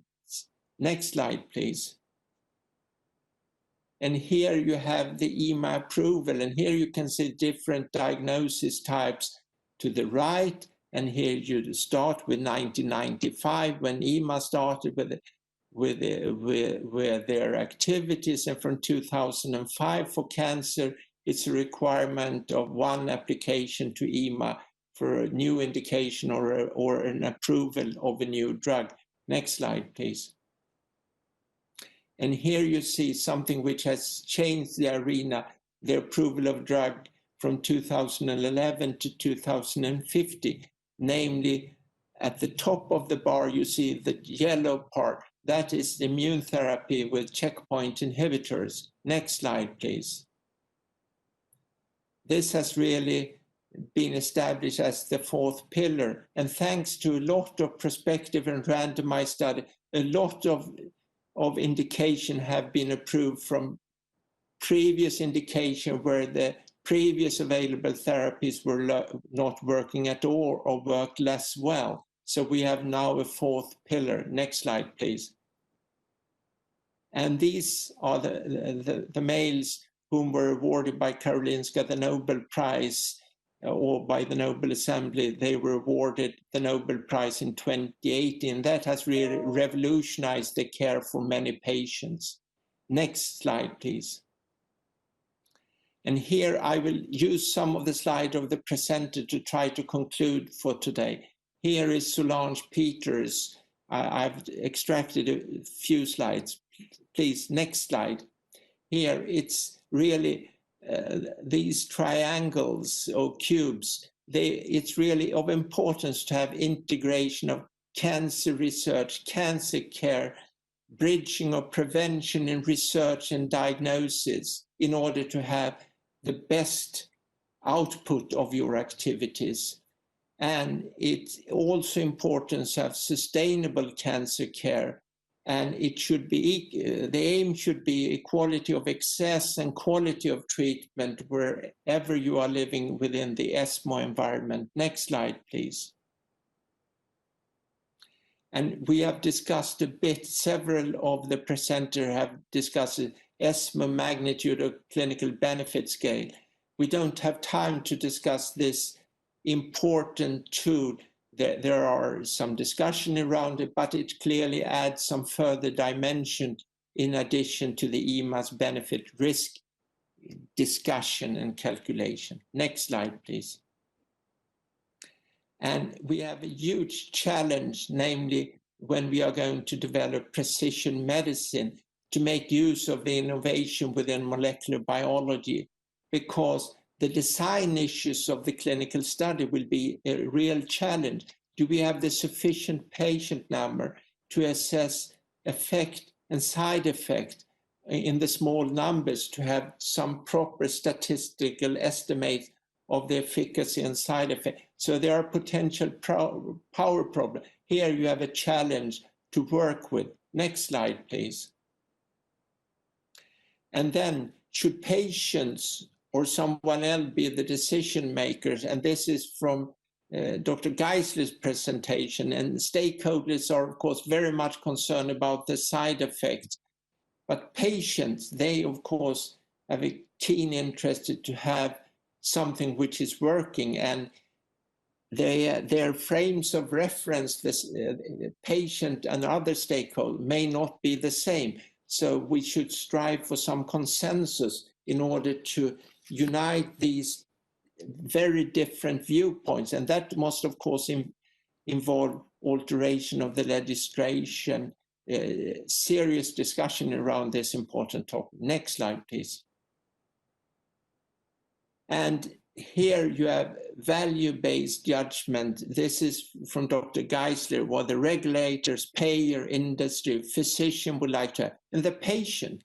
I'm also working as a physician patient. And I, of course, on a single patient level, try to have them being either cured best, second best, living as long as possible with minimal side effect of the given therapies. So I'm very supportive of patient viewpoint for the single patient, but then there are further dimensions, of course. Next slide, please. Here, that has also been commented by John Gessler, how different perspective physicians and patients can have. Hair loss is, of course, not nice, but it's not dangerous in any way.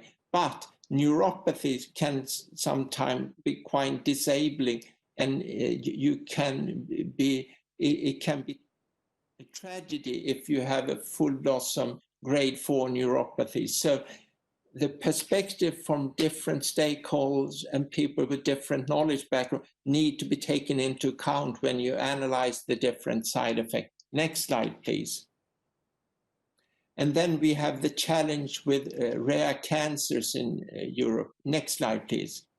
Dr. Casali pointed out and discussed the real challenge, how you can evaluate something where there is an orphan indication. However, you should remember there are about 30 million people living in the EU. Some suffer from a rare disease. So we are talking about a substantial number of individuals, although with a multitude of different diseases. Next slide, please. And how to elicit patient preference to generate robust evidence. Now we come to something even more complicated, please. And here you have how you potentially can measure this by different scale, different models, different modelings, etc. This is a huge challenge. Next slide, please. And then how to collect relevant real-world data. And this was discussed by Denise Lecombe. And then he described the development of something from the discovery until it come into real-world usage and patient to the right. Next slide, please. And I wonder if the present strategy that the clinical science, there is then one armamentarium of setup, and then the regulatory science have one setup, partly complementary to the clinical science, and then you have the HTA agency asking different questions. I wonder if one should not try to at least try to set the pendulum correct from the beginning. How should you design a study which is sound in the design with the correct controls? Pharma industry studies frequently have some control arm which may be quite old-fashioned, while an academic study may have a better, quote-unquote, control arm. And how do you do all the molecular marker studies upfront in order also to satisfy the HTA actors who are going to pay for this in order to have something quite as complete as possible from the very beginning? Next slide, please. And here you have the gap between efficacy and effectiveness. If you look in the prospective studies in chemotherapy for metastatic colorectal cancer, the median survival is 17 months, but when then you come into the non-study patient, the real so-called real-world patient with other comorbidities, etc., they are elderly, have alteration of other organ function. The median survival is just 9.3 months. There are other examples in this publication by Templeton and JCO this year. Next slide, please. And how do we run evidence-based practice in palliative care? That's absolutely an enormous challenge. And it's a need for palliative care trials without hesitation. You see, of the number of clinical trials, 0.8% is claimed to be palliative care studies. Next slide, please. And you see that about knowledge in this area is really needed. About 40% of these studies regarding palliative care involves cancer patients. Next slide, please. I would like to thank quite a lot of people. My sincere thanks to all having attended this virtual meeting. My excuses for some of the technical issues. I would also like to thank the speakers having presented well, and an engaged list of panelists who answered the almost impossible question. And then I would, of course, personally like to thank the people who have been involved in arranging this meeting, Caroline Volz, Hanneke Parkinson, and Don Marius Dragos and Kyriakos Stamoglu, the two latter from EMA's IT department, and then finally Silja Sommer for all her activities with the SAG group, and Francesco Pignatti for being such an excellent chairperson for EMA's oncology activities and hematology activities. By that, I will have to thank you for today, and time is now 4:30 exactly.